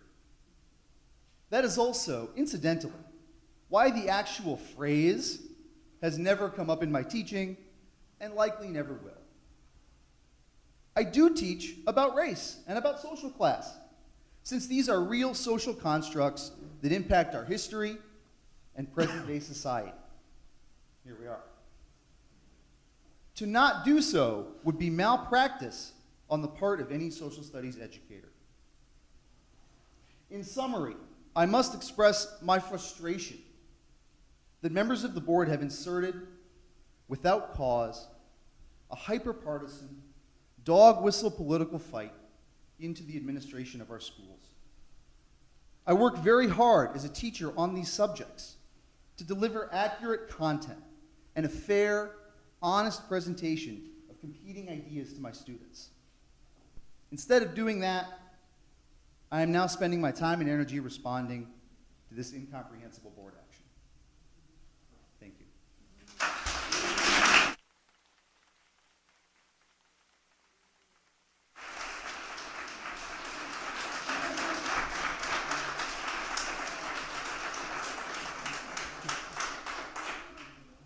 Are there any questions for myself or Mrs. O'Brien? Okay.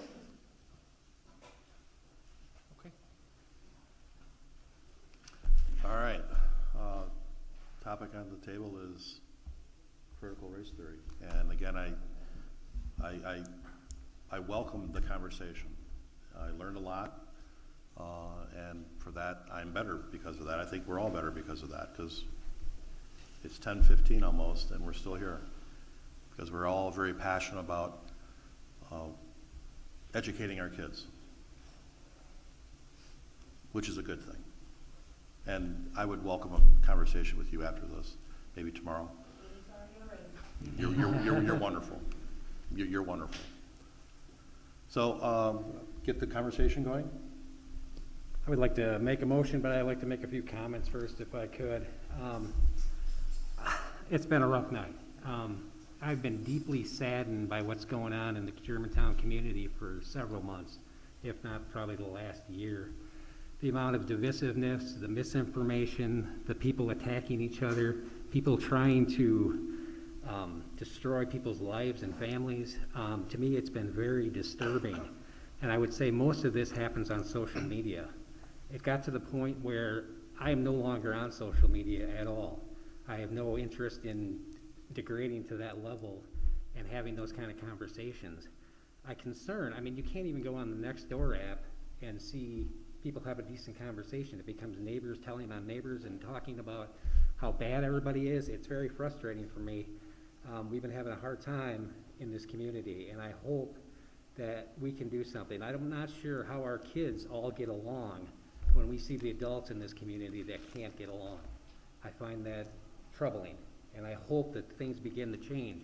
I talked to Brett earlier today, and I guess my biggest hope is that this is all just COVID fatigue, and we're all just so burnt out, so stressed out, that once this, mask ban is lifted, once we can get out in public, that hopefully we can all get back to being good neighbors and getting along.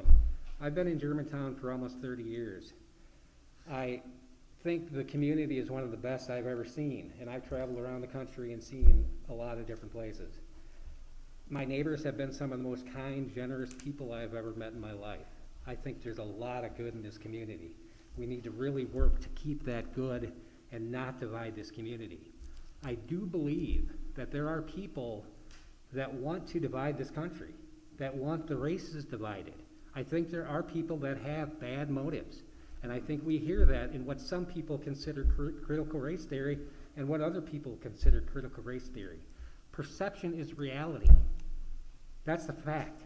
If you have a different perception of something, that is your reality, and there's not a damn thing I can do about it. We need to come together and have a common conversation and be able to come together and talk the same language. be able to understand each other, to be able to walk a mile in each other's shoes. I think Martin Luther King got it right. But some people would say that you're racist for thinking that. I have a problem with that as well. We really need to strive to do better. And I think this community, if any community can do it, ought to be able to do it. But it's going to take a lot of hard work. We have a lot of work to do. I guess you can tell I'm frustrated, I'm passionate. We probably made a bad decision, we made a rash decision, and for that I apologize. I tried to tap the brakes last time. We needed to have a bigger conversation, and I'm thankful for everybody that came tonight and spoke. It took a lot of bravery to get up in front of this group and say your mind, say your piece, and say your story. And I appreciate all of you for doing that. That is where we need to start, but we have a long way to go. And I hope we can all hold hands, give each other a hug tonight, and move forward. That's what I'm hoping for. So having said that, I move to rescind the previous motion regarding CRT from the April 12th board meeting and begin a district-wide review of policy 2240, controversial issues in the classroom. And also to include policy 5780, which includes parental consent. And I would also like to include the ACE committee involved in our curriculum building for race. We need to have critical conversations about race, but we don't necessarily have to use the way critical race theory is being abused in certain areas. I think we can make this work. I think Germantown is capable of it. I think this community is ready for it, and I think it's time we get started.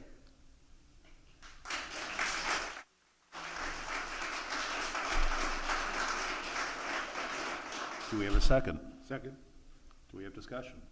I just want to say one thing on behalf of ACE, because all the parents, you all have kids in this district, most of you, I think I heard, or grandkids, right? The reason that ACE was against the ban on critical race theory is simple. The high school teaches multiple theories made by the same people that you're not happy with. They teach the critical Marxist theory. They teach the critical disability theory. They teach the critical feminist theory. They teach all of those. They've been doing it for 10 years. But only one theory was banned. You saw our children and what they look like and how that might affect us as parents. Okay? We have to fight for our kids. Whatever it is, but we have to do it with an open mind. We are. We're saying if you don't like that Marxism and political and this, then why aren't all the theories banned? And not just the one. So we are keeping an open mind. And we hear you too. You'll find that nobody on that ACE committee was in an altercation with anyone on those Facebook pages. We know that. Right. We are here for all our students. Your students, just like all the other ones here, and we're just asking that you allow us to continue to work towards equity for all our students. All of them. Well said.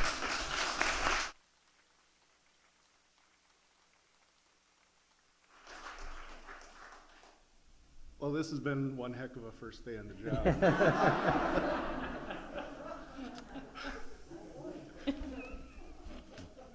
One of the big things that I'm a big believer in is process and transparency. And in some cases, I'm going to assume that we as the board need to take immediate action, or at least action in such a way that has to move swiftly. I think this is the perfect example of something that needs to go through a process, whichever way we go. And so ultimately what I'm going to take away from this is that something like this topic, something like topics that we will have to address in the future, we need to take a process with it. If it doesn't require immediate action, let's talk about it, let's make it known, and wait another board meeting to do something with it. I think we've all learned something. I've been getting your emails the last week or so, whether it be to my personal or my school district email. I've read every single one of them. I haven't responded to any because today's technically my first day, but I've read every single one of them. I've put them in the appropriate folder. I've written notes. I've taken under consideration many things that's been said. but that I think is something that we need to consider going forward is, do we really need to make a decision tonight? And we all need to be comfortable enough to say, wait a second, I'm not ready, and we have to put ourselves out there. And we would all probably hope that the community gives us some grace in that regard. Thank you. Further discussion? Seeing none, all those in favor, please say aye. Aye. Opposed? Opposed? Opposed. Okay, that motion passes. Mr. Southland.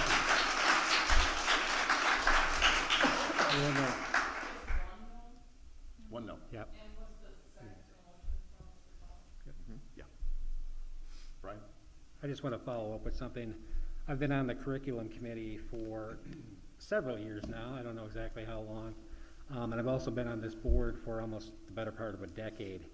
I think going forward, we really need to look at each other and assume positive intent. I don't think the board made a decision last week that disparaged anybody, or that we wanted to disparage anybody, or that we wanted to exclude anyone. This board has never made a decision like that ever. So going forward, again, both sides need to look at the other side and say, assume positive intent. Unless you could prove otherwise, assume positive intent. That they're trying to do the right thing for the kids. I think everybody wants to do the right thing for these kids, all of our kids, across the board. I've been working with Brenda, and I think I can go back to 2015 when we had our board, or our summit in Germantown talking about education. And we began having a conversation about what education should look like in Germantown. And I don't think race ever came up in that, and maybe it should have. But what we were trying to do is come up with what do we want for our kids to get out of an education? And we actually had students in the room at the time. We drafted a statement at the end of that, which I think everyone agreed on and everyone thought was a good idea. And this is what it says. How do we inspire every student to success? The Germantown School District will be in the business of cultivating the whole child. We will identify students' passions and meaningfully co-create opportunities for students to pursue these passions. From these experiences, they will develop their strengths in order for them to reach their fullest potential and become productive members of an ever-changing world. I don't think you can say it any better than that. We need that for every one of our kids. Let's fight for that. Let's make that happen. We want kids that are problem solvers, that are collaborators. We want kids that are good communicators, that are creative. We want logical thinkers. We want kids that can think for themselves. We want them to know how to think, not what to think. We want them to explore their passions. We want them to be self-reliant seekers of knowledge with a growth mindset, something we've been working really hard on lately, trying to develop kids so that you may not have it right now, but you'll get it. You'll get there. Keep trying. That's a growth mindset. So that's all I have to say. Thank you. Further? You may. I just want to make it clear that in no way, shape, form that I appear here to attack anyone on this board. What I can say from my son and I experiences are our experiences, is our truth, and it's our story. But one thing I do have to make sure that I leave here clear, there has not been one time that I have had any concern, anything that I needed addressed, that I have not contacted the administration of Germantown High School, even when my son was at Kennedy Middle School, or even when he was at MacArthur, that everyone on that staff treated me with respect. I have to let it know that there has not been one call that I have made to one teacher, whether it's academic or whether it was something personal, that everyone at that high school on the administrative staff has respected me, contacted me back appropriately, and we have handled it accordingly. So my concern is simply education. I will always stand on it. Without education, there's nothing that you can do. Your disciplinary actions hold no ground, because I can't be held accountable for something I didn't know. So what I want to make sure you know is that it's never an attack. If we can make a common ground to not be so far left and I be so far right that we don't understand that there is a middle. That's my only point. Ms. Grant, you're wonderful. Thank you. And as a follow-up to that, Brett and we sat down with, I mentioned this in the conference room, with 2 of the 3 girls that were involved in the incident back in February, when they shared with us that they don't feel safe, they don't feel comfortable. That's wrong. And we're doing a disservice to our black and brown kids when they don't feel safe, they're not learning. And we're failing. Failing as a school, as a community, and that's wrong, and we need to fix it. And I love your motion on critical race theory. I love it. It's a journey. We're going to get there. We're not going to get there tomorrow. But I see good intent in everything. I'm a half-full guy. And what happened here tonight moved the discussion forward 20 times. And that's a good thing. So thank you for being here. So, any further comments on critical race theory? Okay. In the back, Bob. I don't know, we're not doing open forum. Pardon? Did you want to say something, sir? Yeah, I'd like to make a distinction, if I may, because I think... Could you come to the microphone so everyone could hear?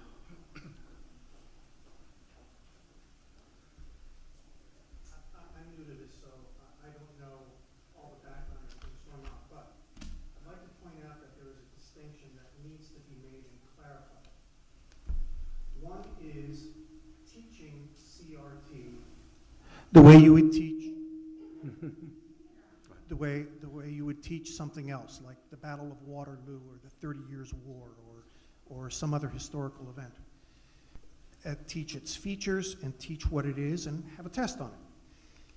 That's one aspect. The other aspect is to take CRT and infuse it into the entire system of the school in every grade and throughout every class and in a systematic way. And I know a lot of people here were discussing one and other people were discussing the other. You talked about banning theories, you teach this and that and the other theory. The school teaches. Yeah. So in terms of perhaps teaching this, because it is a social event these days, sure, fine, teach it, but let's not infuse it all the way through. And I think a lot of people were hearing one thing and moving to the other position. Am I making any sense? You are. There's a distinction. And So I think that needs to be clarified for everyone. Yeah, in my comments before the 2.5 hours of public comments tonight, which I welcome, I said, later in the board meeting, Mr. Stousen will provide us a report on how and why CRT is used within the Germantown School District. And that information will both surprise and enlighten everyone on both sides of the discussion. We just heard tonight that it's not happening what you're saying. I feel comfortable that whatever we come up with, partnering with the ACE committee, partnering with people that know it more, we will find a right solution for it. Okay, but there are schools where CRT is understand. being taught I understand. one week out of every month. I understand. And that's... I understand. Okay, so there are two groups there. Okay, that's all. Thank you. Mike? Well, I was the lone dissenter on this, and I have zero tolerance for racism. I really do. I wrote something in an email that I feel was used against me, but I'm fairly comfortable admitting to it. I grew up in Milwaukee, and I grew up in poverty. I actually did. And I didn't know it because I always had shoes on my feet and food on the table. You know, so there's other white people that I work with. I work with a very diverse workforce, but I compare notes with other white people. And there's other guys that I work with that also grew up in poverty. And their story is the same. They didn't know it. You know, so I think I had less clothes in high school. High school was a tough time. I was made fun of because, you know, because of the clothes I wore. It was difficult. So I can relate, and don't howl at me, I can relate to a lot of things that the people of color are saying in this room. My experience is similar in many events. Well, let me say a little more. Just by what you're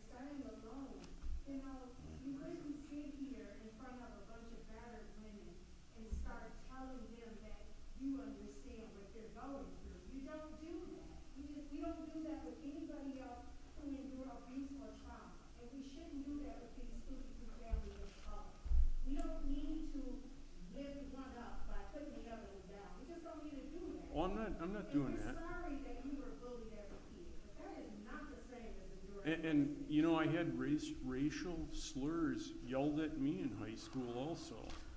And I mentioned it 2 weeks ago at the meeting. There's the M word, there's the C word, and there's the H word. When was the last time you were pulled over by a police officer because you're white? It's a few years ago, but it did happen. All right, excuse me, Yeah. excuse me. Can we let Mr. Lowe speak? Yeah, just let him talk and then we'll Can move I- on. Just, Conversations we should have and understanding and the word respect on all sides. Just- I am an African American woman, but I'm gonna always respect because that's how my mama and dad raised me. let me, That's just that. So so let's let- keep the main thing, and understand that my truth, your truth, and everybody's truth is their truth. Not to be disrespectful. I'm not gonna disrespect him because of his truth, and I hope he doesn't disrespect me. But this is the problem. We're so far here that nobody wants to come here, and that's hurting me right now.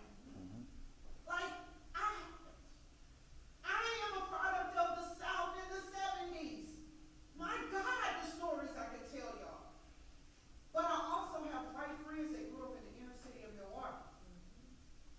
And I wouldn't want to live their life either. We got to, our kids, if we're the example, we're failing. We gotta have understanding on both sides, is all I'm saying. I'm tired, both sides. We can't minimize, don't minimize the black experience, because you're not gonna understand what it is to be black. Oh, ma'am, You're not I gonna wasn't. understand how I cried when Aaron was born because he was born with 2 stripes. He was a black and he was a male. But I will not minimize your story. Yeah, I'm not trying to minimize So I know, anybody. I'm not putting I'm saying we need to respect I'm not trying to stir the pot either. I'm just telling you. No, I'm not coming against you. That's what I'm trying, I just talk. Yeah. So, Mike, will you please continue, Mike? Okay, thank you. You know, so the question was asked about being pulled over by the police. I work on my own cars. I drive old cars because I work on them. They're rusty. I probably have the rustiest truck out in the lot right now. So I'm working late one night in Mequon. I leave Sunday night at 9 p.m. from work, and a Mequon cop gets behind me and pulls me over because I looked like I was out of place in Mequon, or at least my vehicle did. You know, and it's bothered me since it's happened. It's happened to me. I was pulled over because I was driving an old clunker in Mequon, and I didn't appreciate it at all. I really didn't. But anyway, it's not about me. I just wanted to say something. I'd like to thank Miss Peterson. I don't know if she's still here. I don't think she is. She kind of vindicated me because I actually had read a lot of material before the 2 week ago event where CRT was banned. And it's on record, I mentioned that some of this started in the 90s in Madison, Wisconsin. And you know, I'm thinking like, oh, why does this stuff always have to happen in Wisconsin and then Madison on top of it? But the rest of the story is the board knows I believe in life, liberty, and the pursuit of happiness. The difficult part is liberty. Nobody knows what it means. It's not just some fancy word. Liberty means your ability and my ability to live as free people without interference from the government. Okay? So when I'm looking at the websites, both, my mouth's getting dry, both for CRT and against CRT, websites that support CRT never mention individual liberty, never do. And websites that do not support CRT mention liberty, but they also mention Marxism. The Marxist scholars have never gone away. They tried to divide the United States into economic classes, but that wasn't working in the United States. So they chose to divide the people along racial lines instead through CRT. Marxism has failed wherever it has been tried. The USSR, Cambodia, North Korea, Cuba, Venezuela, just to name a few. Now, what I would like is, I'm a student of U.S. history and also, believe it or not, a student of Marxism.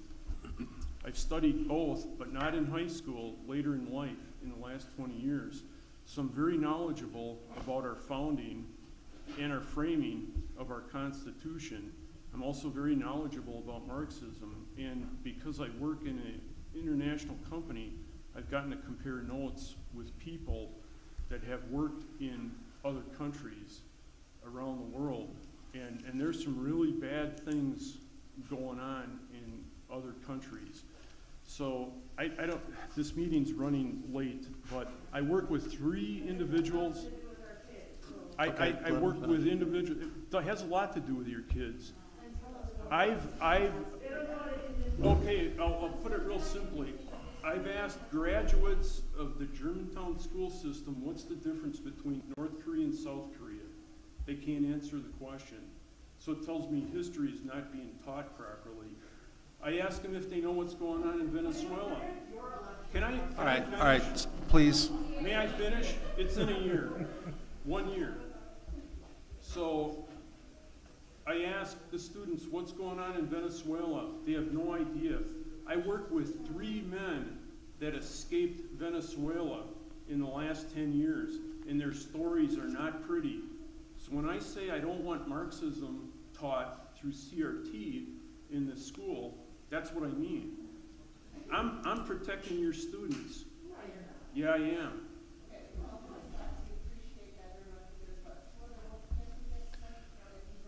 All right, please. Anything else, Mike?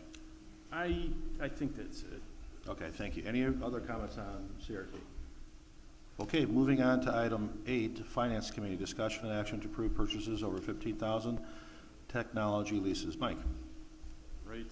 Well, you think that was exciting. Now we're going to talk about finance. That's exciting. Seriously. So, all right. I chaired the Finance Committee meeting. Some of you were here early, so you know that. The first thing we did was approve vouchers. The next thing we talked about was Michael Clark with Robert W. Baird spoke, and he talked to us about ways that we can't quite do today, but ways of saving money on interest and other ways to, let's say,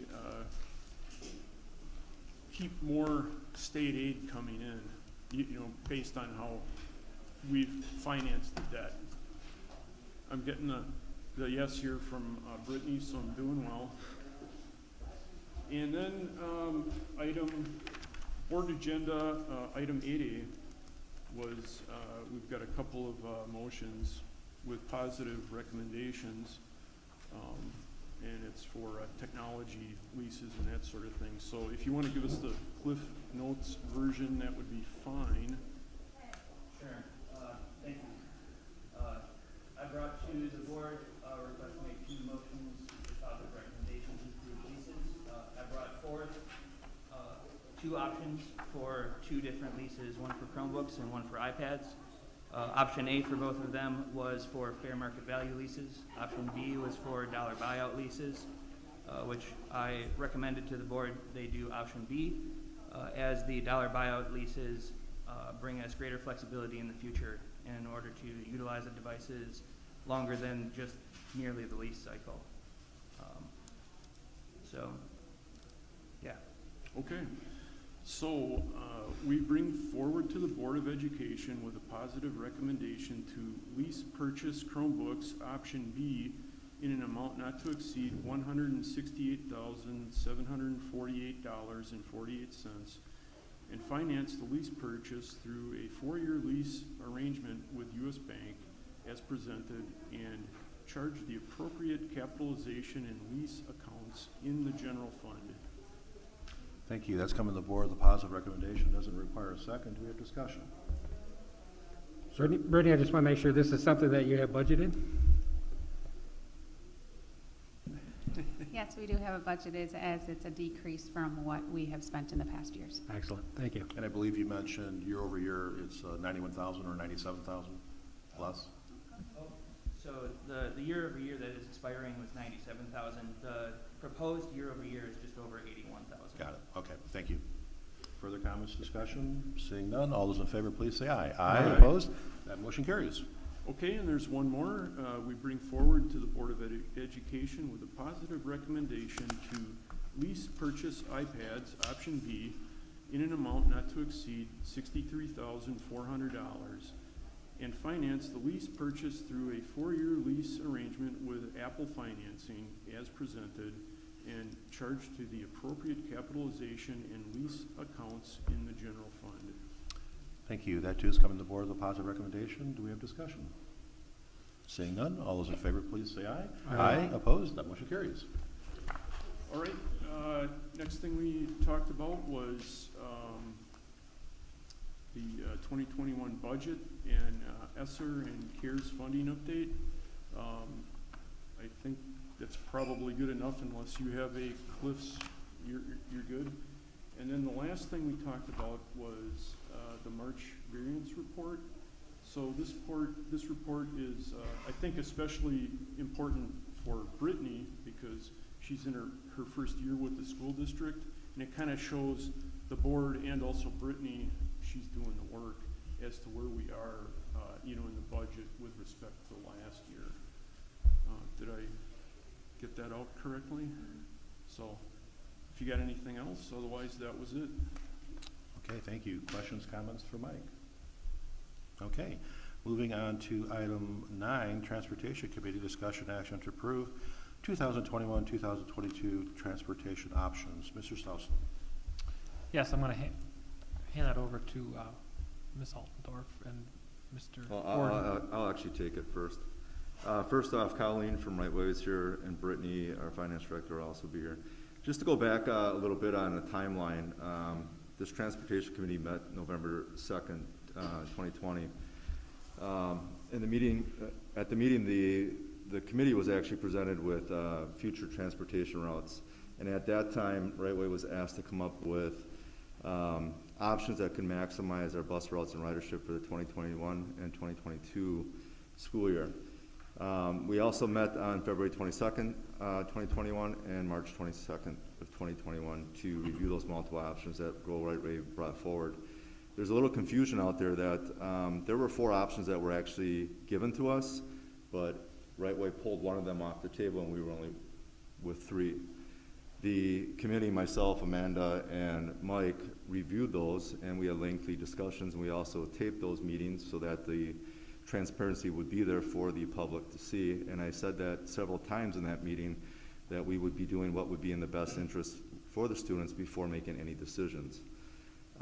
So evaluating all those things, whether you want to take it as a issue to fix the budget, it's also to look at to maximize dollars and ridership in the best way that we can do it. I understand there's start times that are an issue, and there's other things in there, but we also moved it forward to give the administration, business finance director, the opportunity to talk to administration and all the key players involved to make sure that whatever option that we did move forward with would actually work, and it would have the least impact on everybody involved. So with that being said, we moved to approve option number 3. And I'll stop there and I'll let Brittany go on a little bit with a little bit of discussion if she has anything, or Colleen would like to share from Right Way before we bring a positive recommendation to the board. Sure, I'll start, and then Colleen can chime in if there's any questions that she can help with. So at the March Transportation Committee, the committee approved the concept of maximizing our transportation. They did not approve start and end times of school for the 21-22 school year. So the concept, which is one of the options that they were given, was to combine the middle school and the high school routes, and then stagger the transportation, which would then affect the start and end times. So start and end times were not discussed at that. It was just the concept of. And then we were given the time between the March meeting and tonight to develop start and end time options. I put together 3 different options.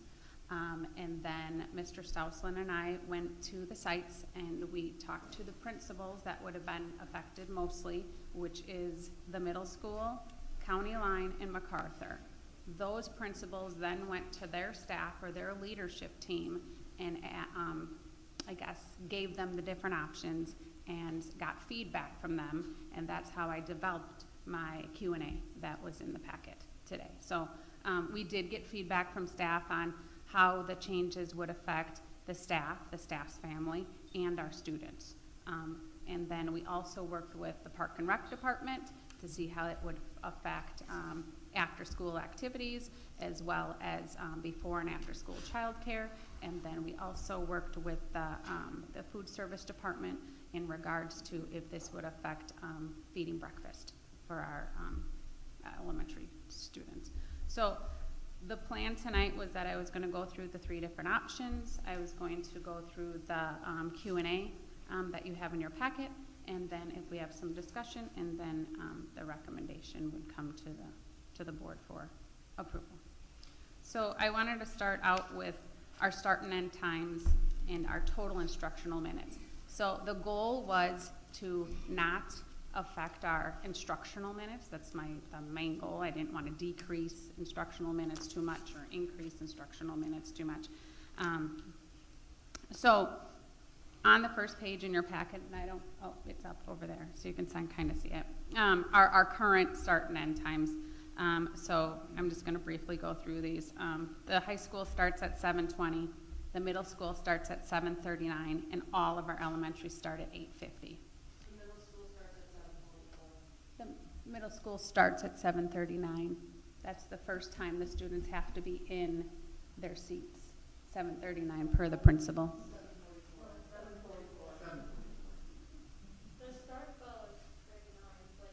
The start bell is 39, right? The start bell is 7:39.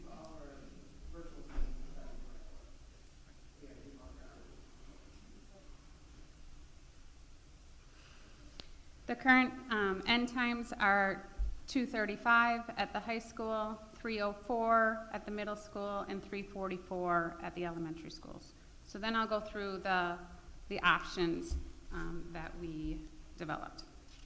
The first option is to switch in which the middle school would start earlier than high school. So the middle school would start at 7:10 and the high school would start at 7:20. With this option, the middle school would lose 10 minutes of instruction.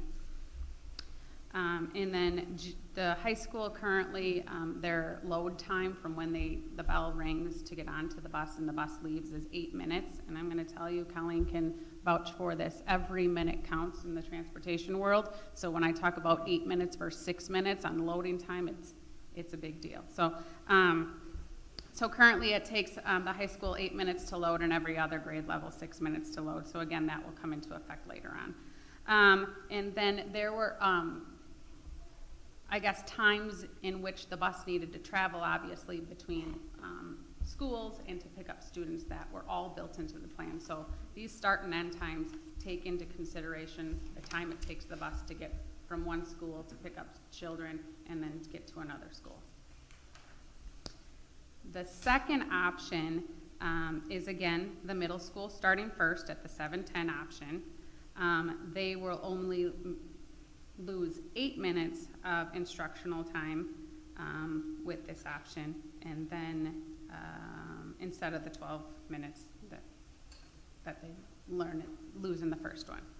Option 3 is the option that I'm bringing to the board for recommendation. This gives the least change for students and still maximizes our bus routes. First, the high school would start at 7:10, so that is a change of 10 minutes from what they're starting today. The middle school would start at 7:20, which is a 19-minute change from what they're starting today. To be able to do this, I'm going to explain, we're in a 3-tiered process. So the buses would go out and they'd pick up the middle school and high school students. They would then go drop off the high school students and then go to the middle school and drop those students off. They then would go out and they'd pick up the county line elementary students. And then they'd drop them off at school. And then they'd go back out again and they'd pick up the MacArthur students. And then they'd drop them off at school. So the first one is that the high school would start at 7:10, the middle school would start at 7:20, and then they would need time to go pick up the county line students, so they'd start at 7:21, which is a 29-minute change. They'd be starting 29 minutes earlier than they currently start today. And then MacArthur would have to, because they are the 3rd tier, start at 9:06, which is a 16-minute later start than they start today.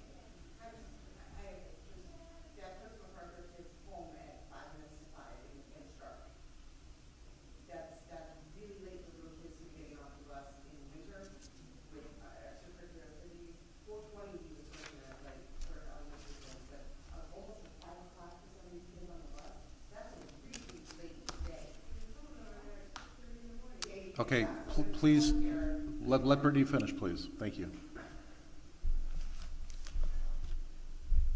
And then if you go back up to when the suggested end times would be, again, for the high school, it would be 2:33, which is moving it back 2 minutes.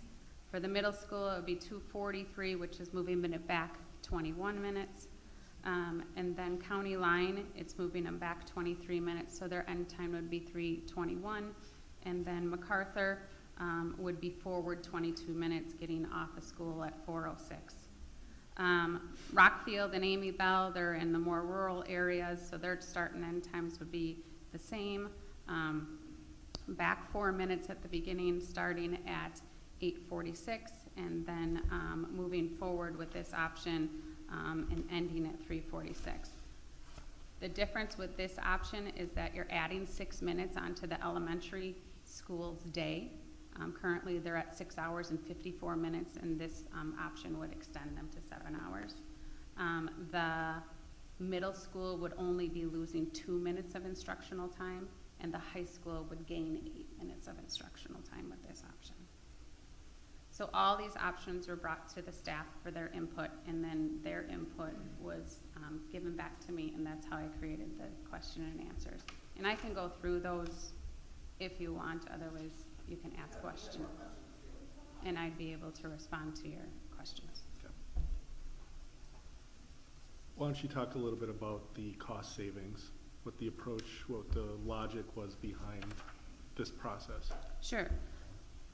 So at the beginning of this, when I started here, one of the things that was brought to my attention is the amount of students that are riding the buses. And we have 7 students on a bus, we have 15 students on a bus. So one of the things that I was tasked to look at is maximizing our bus routes, which means putting more students on the bus, which in turn decrease costs. So currently we have 40 buses that go out and pick our students up and drop them off at their locations. With this option, we'd reduce 7 buses, or what the bus world calls 7 pieces of equipment, by completing the option that was brought to you today. So that's $272,000 approximately that we would reduce by moving forward with this.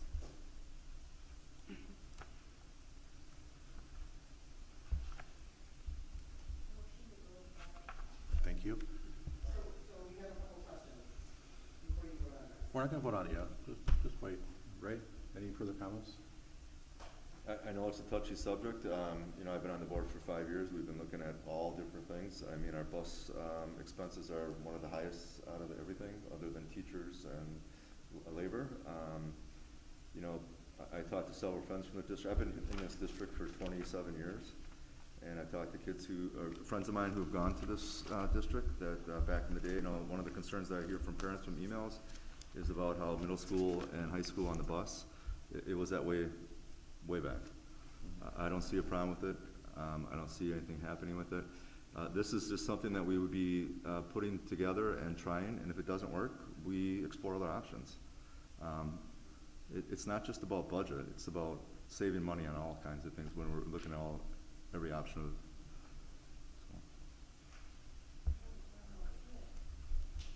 Okay.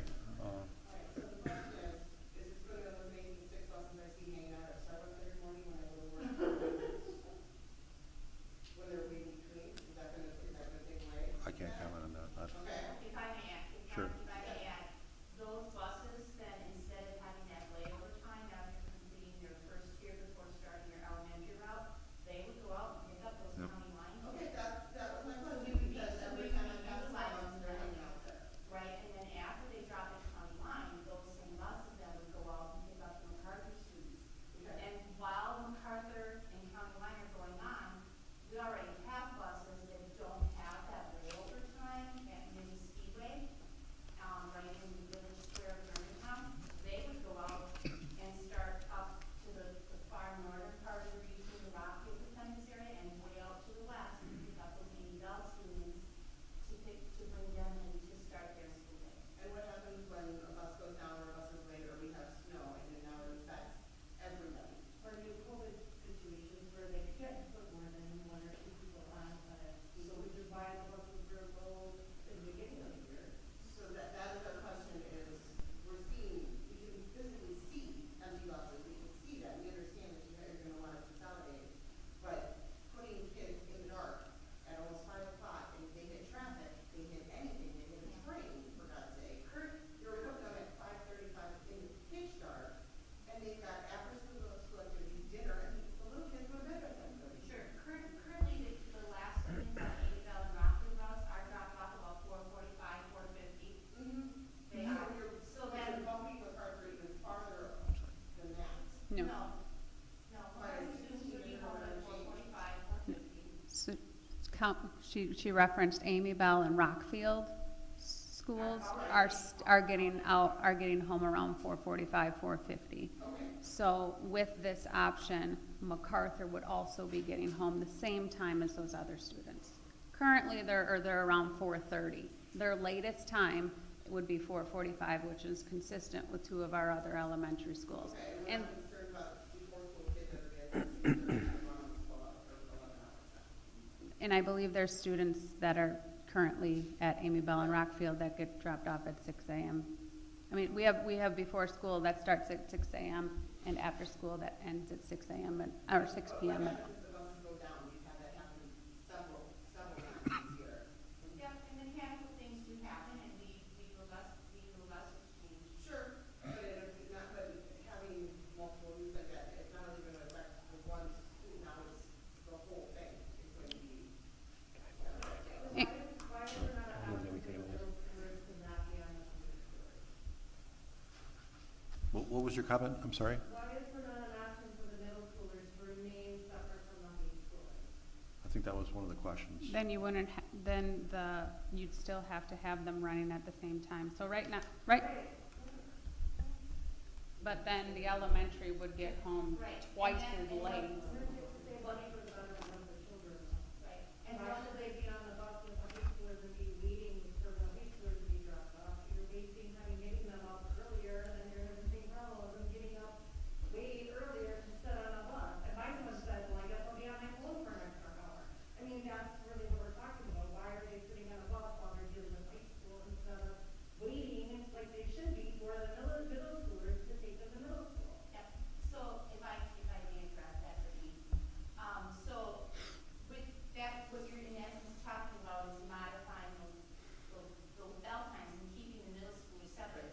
Mr. Gordon alluded to an option that we pulled off the table right away, and keeping the middle schoolers and the high schoolers separate. In order to adjust the bell times, the reality of it is, in order to do that, they would have had, the elementary students would have gotten home at like 5:30, and we knew that that was not going to Not an be, option. a decision that would be appealing to the families of the school district. And Mr. Gordon, that's why you said that was an option. It was an option that we came up with, but not a very feasible option. Yes. One more comment and we've got to move on, so. Pardon? Yes, go ahead.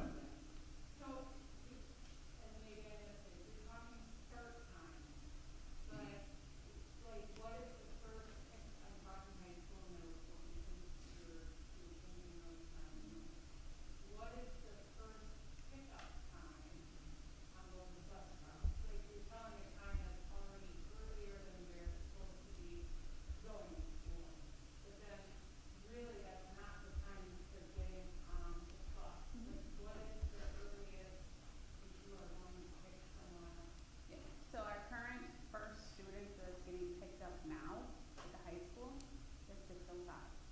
So would that have to change since we're adding the middle schoolers to that day? No. So the first person, now that you combine, will still be 6:05.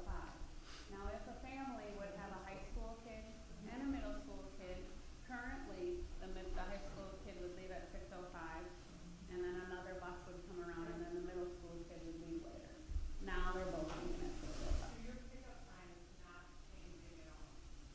No, it would change the middle. The first and all six are all going to start. Right. So what was your pickup time again? The first pickup time for the middle school was 6:40.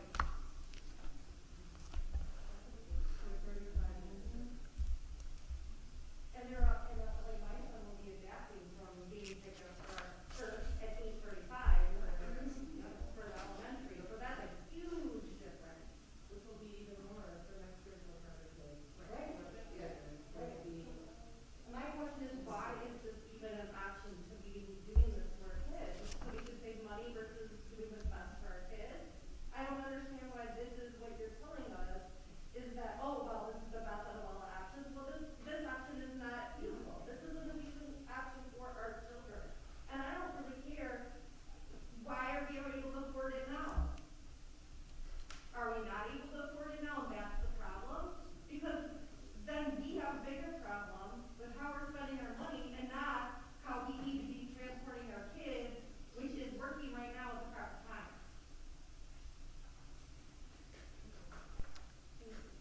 Okay, Brittany?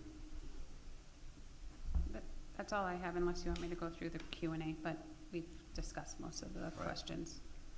Yeah, I think Mr. Borden has addressed the, I guess, cost benefit of starting this conversation. It just didn't make sense, and the Transportation Committee did a wonderful job on coming up with some options. And administration is reporting out on it. Ray, do you want to comment any more?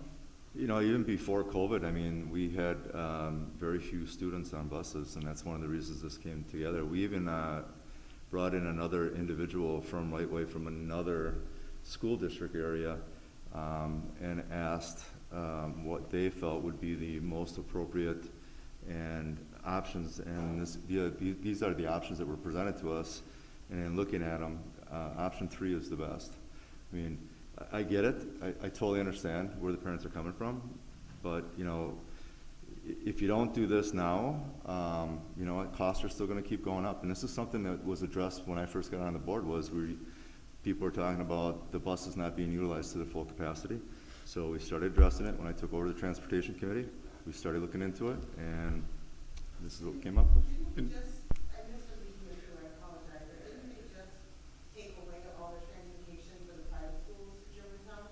No, we, no, that's all, We were providing non-mandatory busing. Yeah.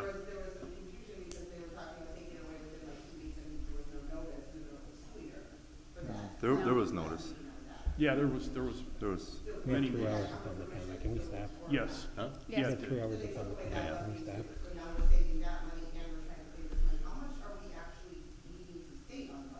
All right, we really do have to move forward, even though I like the interaction going on with the audience. We really have to move forward, so. I think one thing that might help is, so we're voting on the recommendation for option 3. Mm-hmm. Assuming it passes, what's the next step? What happens? you know. Well, Right Way would move forward with the option. There would be letters going out. There would be transparency on everything that we've discussed, looking at all the options that are going to happen, and we can go. I mean, when people say there's no transparency, I understand that people have lives, and I understand that people have things. I have a life. I have things outside this board. And I'm going to tell you right now, these are notices that are public. And this started back in November, this discussion. For people to come out now and say that they were blindsided by this or they didn't know about this, it's absurd. You know, this discussion has been going on for over 5 years, and finally the board has taken action. The Transportation Committee has taken action as of November. So these things have been put out there. People have asked us to start videotaping our meetings so that they know the transparency that's going on. We did it. It's on there. It's online. Sorry. Mr. Stousland.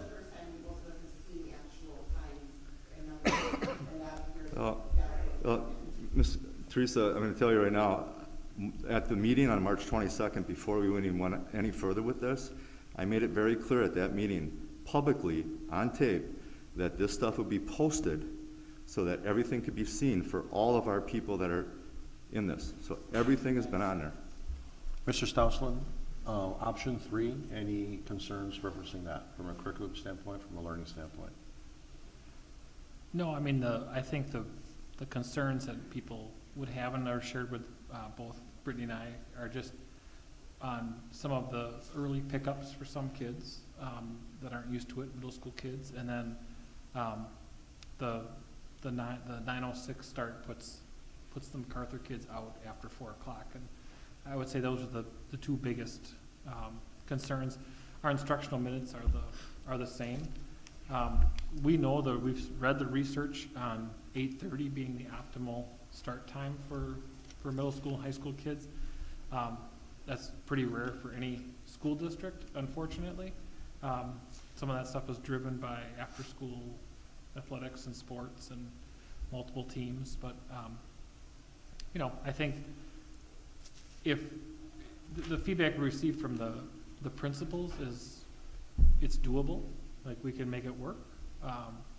So that's why 3 of the 3 options was selected, or that was the principal's opinion of the 3 options that would work the best. Okay, thank you. Okay, further discussion on this? Seeing none, I'll entertain a motion. Make a motion to approve option number 3 as presented to adjust the start and end time starting in the 2021-2022 school year in direct correlation with the transportation route changes. Do I have a second? Second. Thank you. Discussion? Yeah, what was the final dollar savings for this one? 272,000. What was it? 272,000. Yeah, it's a big number. Brian? I'm going to oppose this one. I like the idea of saving money. I think that's great. Having a few bus routes can help. I don't have a problem with the middle schooler and the high schoolers being together. I think we can work that out. The start times and the stop times are not necessarily a problem, except that I think we're going the wrong direction. I think you should be flipping it the other way, where the elementary starts before the middle school and the high school. I think that's better for our kids, for their education experience, and statistics back that up. Mm-hmm. And I can tell you that probably almost every school district in the state of Wisconsin has tried to do that. And again, we spoke and we agree that the little ones are up early and the older ones are sleeping later. But again, it's into effect. The WIAA, has certain games that are starting earlier. Some schools are traveling an hour and a half to go to their WIAA games. If the WIAA would make all their games starting at 9 p.m., maybe that would be an option. Again, there's co-op students that Aren't these kids getting pulled out of school anyway? Aren't these kids getting pulled out of school to go to the game anyway? No, not all of them. Sometimes. Yeah. And then there's students that work after school. So. Okay. Well, that's my opinion. Further discussion? I mean, one last thing too is I think I'm going with a nay on this one. Just as much as as much as I appreciate the cost savings, I think this can potentially create some issues for our families in this regard. So. Okay, further discussion? Seeing none, all those in favor, please say aye. Aye. Opposed? No. Okay, that motion passes. Moving on to item 10, new business, discussion of possible action regarding return to school report and summer school masks. Mr. Stousland. Yep, and I'll try to flip through this pretty quick. I always show you the data, the 2-week data, where we're at with burden rate in the community, from Colgate, Germantown, Jackson, Richfield. You can see that we've gone up a little bit in the Colgate area, a little bit in the Jackson, and Richfield and Germantown seem to be about the same. Just to update on where we're at within the school. Elementary cases are not as frequent as they were a couple weeks ago. Middle school cases continue to occur. High schools had an increase in cases this past week, and more students in quarantine becoming positive. And the story is there's been large gatherings of high school kids after hours, and it's and they're seeing lots of kids at those events becoming positive. So they're not getting positive while they're at school. And I think those kids that are quarantined and then become positive were also at the same.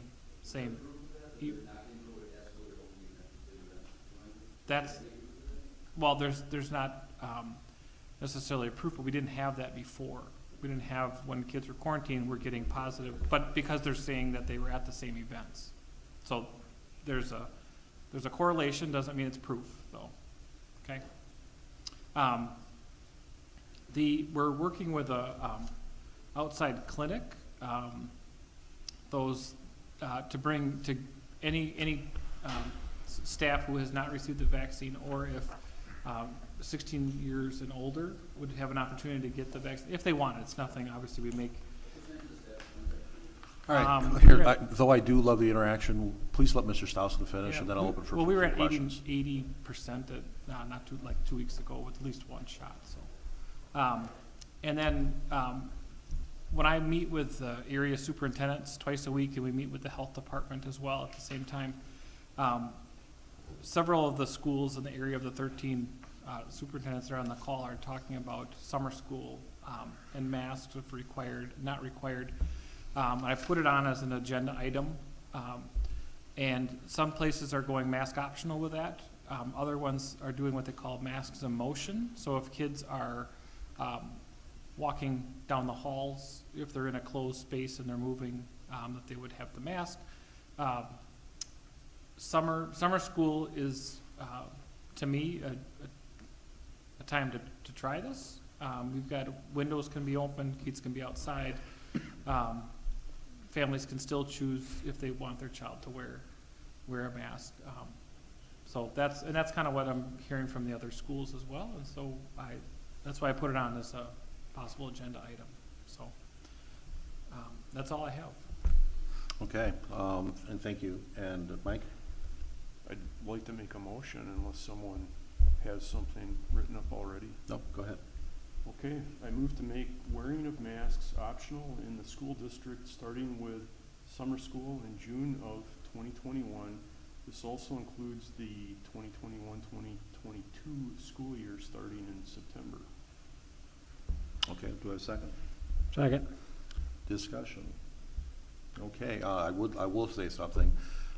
Masks are a very heated topic, and I don't like wearing masks. I can't stand it. I think everybody here heard my comments at the last board meeting.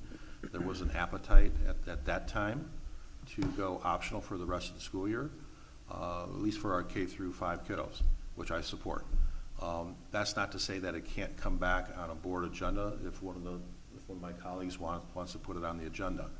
But for right now, why we can't vote on that tonight is getting back to the conversation that we had on CRT.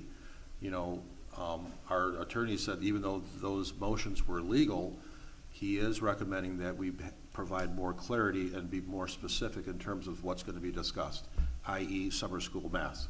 So it's, even though the return to school report is very broad, and this board has taken action in the past on topics that weren't identified on the agenda, we learned our lesson, or I learned my lesson.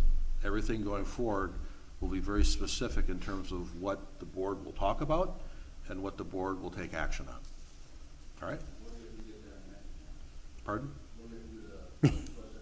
Yeah. No, I understand. I understand. Yeah, you just ask. Yeah. You can ask now. Okay. Any further discussion? Sir. I like this. I think what Mr. Southland said about being outdoors and having windows open, I think this is a good motion to be able to give people that light at the end of the tunnel, that masks are going to come off. We're going to have the opportunity for kids not to have to wear them. I think that'll give people some hope. So I encourage it. And before we move on to this topic, Tammy, last 2 weeks ago, we were 89% for inoculations for staff. Where are we at now, right now? It's about the same. I think the people who wanted the vaccine have gotten it. Some are still waiting for the next couple days to get their second, but everyone who really wanted it has gotten it. There's still some that are, on that should I exercise next year. So I think that's probably where we're going to sit moving forward. I still think that's pretty darn good. Yeah, I agree. Okay, and one last question. More for my curiosity. The state has opened it up for 16 and above. Where are we at in terms of our kids getting vaccines? And I know we can't ask that because of HIPAA, but what are you seeing in talking with your colleagues? You can ask. I can tell you the percentage, but I don't know the percentage. And the reason I don't know is because Mrs. Ingar, helping in high school, is actually the one that's keeping track of that information. So we actually put out, 2-3 weeks ago already? It's been quite a while that we put something out to the parents of the high school students that since they can't get vaccinated, if they are vaccinated, please send a picture of the fully vaccinated card. To make it easier, we're not asking for it for one shot, we're asking it for both shots if you're getting, unless it's the J&J that's now back on the market to use. So that way we have both dates right there, because you can be exempt from quarantine 2 weeks past that second dose, so that's why we ask for the full card. So she has a record of all of that. I do know that it's a lot more than I had anticipated, but that's, to be honest, that's all I can tell you. She actually does all the contact tracing for that building, so that's why she keeps that information. Great, thank you. Further discussion on this? Seeing none, all those in favor? Yes? I'm so sorry. I know you're saying it's optional, I'm not gonna, one way or the other. However, I would suggest, CRT, maybe this experience, if you make it optional, then there will be education for those who opt to wear it. Yep. And acceptance, and no discrimination, Yep. or no You're spot on. bullying, or no, if it's your choice, it's your choice. But I would recommend that you would instill some type of education with the students as to respecting everyone's choice. I don't think these masks will ever go away. I don't. I mean, within a school district it will, but you're going to see that there's going to be some people that just don't have the comfort level, the appetite. If they want to wear their mask, that's okay. That's okay. As a COVID survivor and a person with pre-existing conditions, Yeah, right. I would like this, like if it's my choice, Yep. it's my choice. Bingo. And I'm not going to look at anyone differently if it's not their choice. Right. I agree. Everybody has their own term. Thank you. Further discussion? Mike?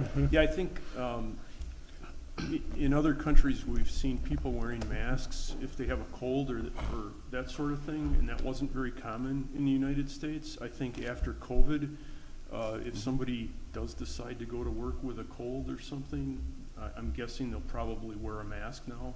So I think it's maybe a good thing that we picked up from other more heavily populated countries like China, perhaps, where you would see people in the news wearing masks sometimes if they had a condition where they didn't want to spread it to others.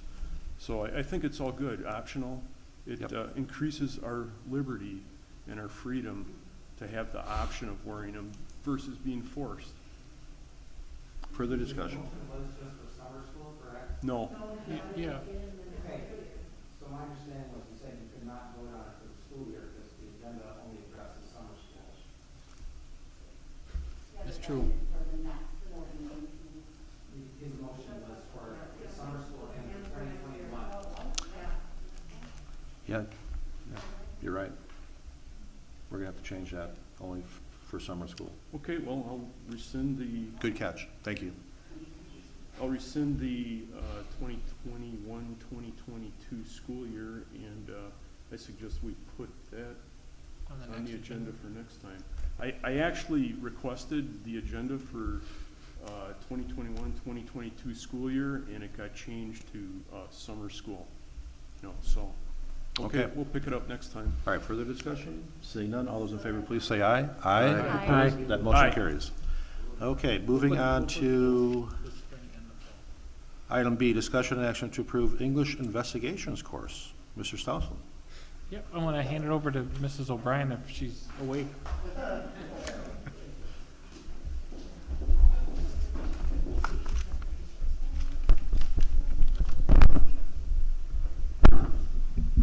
So this investigations course, the proposal was taken to the ad hoc curriculum committee earlier in March, and then also to the last board meeting.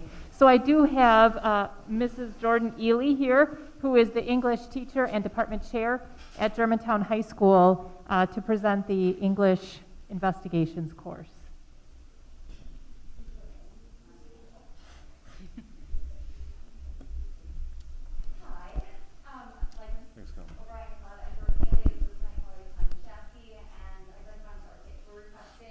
For approval for the investigation class, which is an 11-12 elective option for English. Do you have any questions that we can answer about the course? It's not in your packet.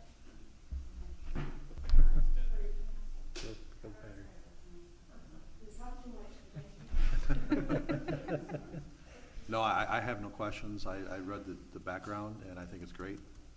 It's pretty cool that you're doing that.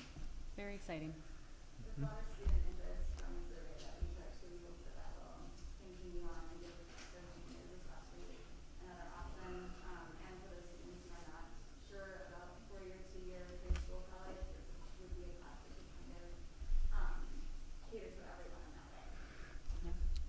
Brian. I would like to thank you for getting this information ahead of time. So we had a month to digest it and look at it, and we think you got a great program here, and we welcome it. Yeah. When this is done, I have a motion to add something next Oh, just talk to me. I No, after the board meeting, okay? Let's finish the board meeting, and then we can talk. Or you can send me an email, all right? Further discussion, comments, or entertain a motion? Move to approve the new English course, investigations, beginning with the 2022-23 school year. Second. Brian, support. Okay. Discussion? No discussion? All those in favor, please say aye. Aye. Opposed? That motion carries. Thank you so much. Good Thank job. you. Congrats. Discussion and action to approve staffing plans. Yes, Mr. Nowak is going to close out our evening with staffing plans. It should only take about 45 minutes. You don't have that much. Should be fairly quick. You have in your packets what's much smaller, a staffing plan. A little bit different than previous years. In this particular plan, the bottom plan is what was proposed at this time last year, prior to knowing about a virtual option. The middle plan is our staffing that includes the virtual sections that we have. And then the top is the proposed plan for next year, which would not include those virtual teachers. As we've said in previous years when we've done this, this is a look at where we're at right now. This changes. It's a snapshot of where we are at the current moment. And the important point is that this plan precedes two things. One, contracts that will go out May 15th, and then actually, prior to that, the need for any potential layoff. I'll talk about that as we discuss budget at a different time. But as you look at this particular plan, the important point really is in the bottom paragraph. Whereas this current year, we're at 310.7 FTE. Next year calls for 305.7, and from that, there's reductions listed at each of the grade levels, or each of the, grade levels meaning elementary, middle, and high. As we look at it, the reductions include 1 FTE at the elementary level, nearly 2 FTEs at KMS, and 1.5 FTEs at GHS. Now, when you say 1.5, you might ask, well, what does that mean? That likely means 2 teachers, but then we would backfill with overloads in situations, and where we arrive is at 1.5. Of those reductions, those are people who are on limited term contracts or part-time contracts, and would not require a preliminary notice of layoff. So that's where we're at this point. We'll also talk at a different time about other areas in terms of aides and custodial and those kinds of things. But for right now, it's really important that we're talking about the teacher side of this and FTE. Thank you. Entertain a motion. Motion to approve the staffing plan for the 2021-2022 school year. Second. Discussion. Seeing none, all those in favor, please say aye. Aye. Opposed? That motion passes. We are now on to item, holy cow, 11, closed session. The Board of Education will entertain a motion to convene in closed session pursuant to sections 1985 1E, F, and G, Wisconsin statutes as appropriate to discuss GEA negotiations, PRA, and personnel issues. The board may take action in closed session if necessary or appropriate, or entertain a motion to reconvene into open session to take further action if necessary and appropriate, and or to entertain a motion to adjourn the meeting. Entertain a motion. I'll make a motion to move into closed session pursuant to the reasons stated, and also we have a half hour before that has to be done. I'm gonna need you to work on my campaign. Soderberg. In a year. Yeah. Well, Yes. you want me to take, okay. Medved. Yes. Loth. Yes. Gordon. Yes. Barney, absent, excused. Pollock. Yes. Reineman, present. We are adjourned. Thank you for coming, and please drive home safe.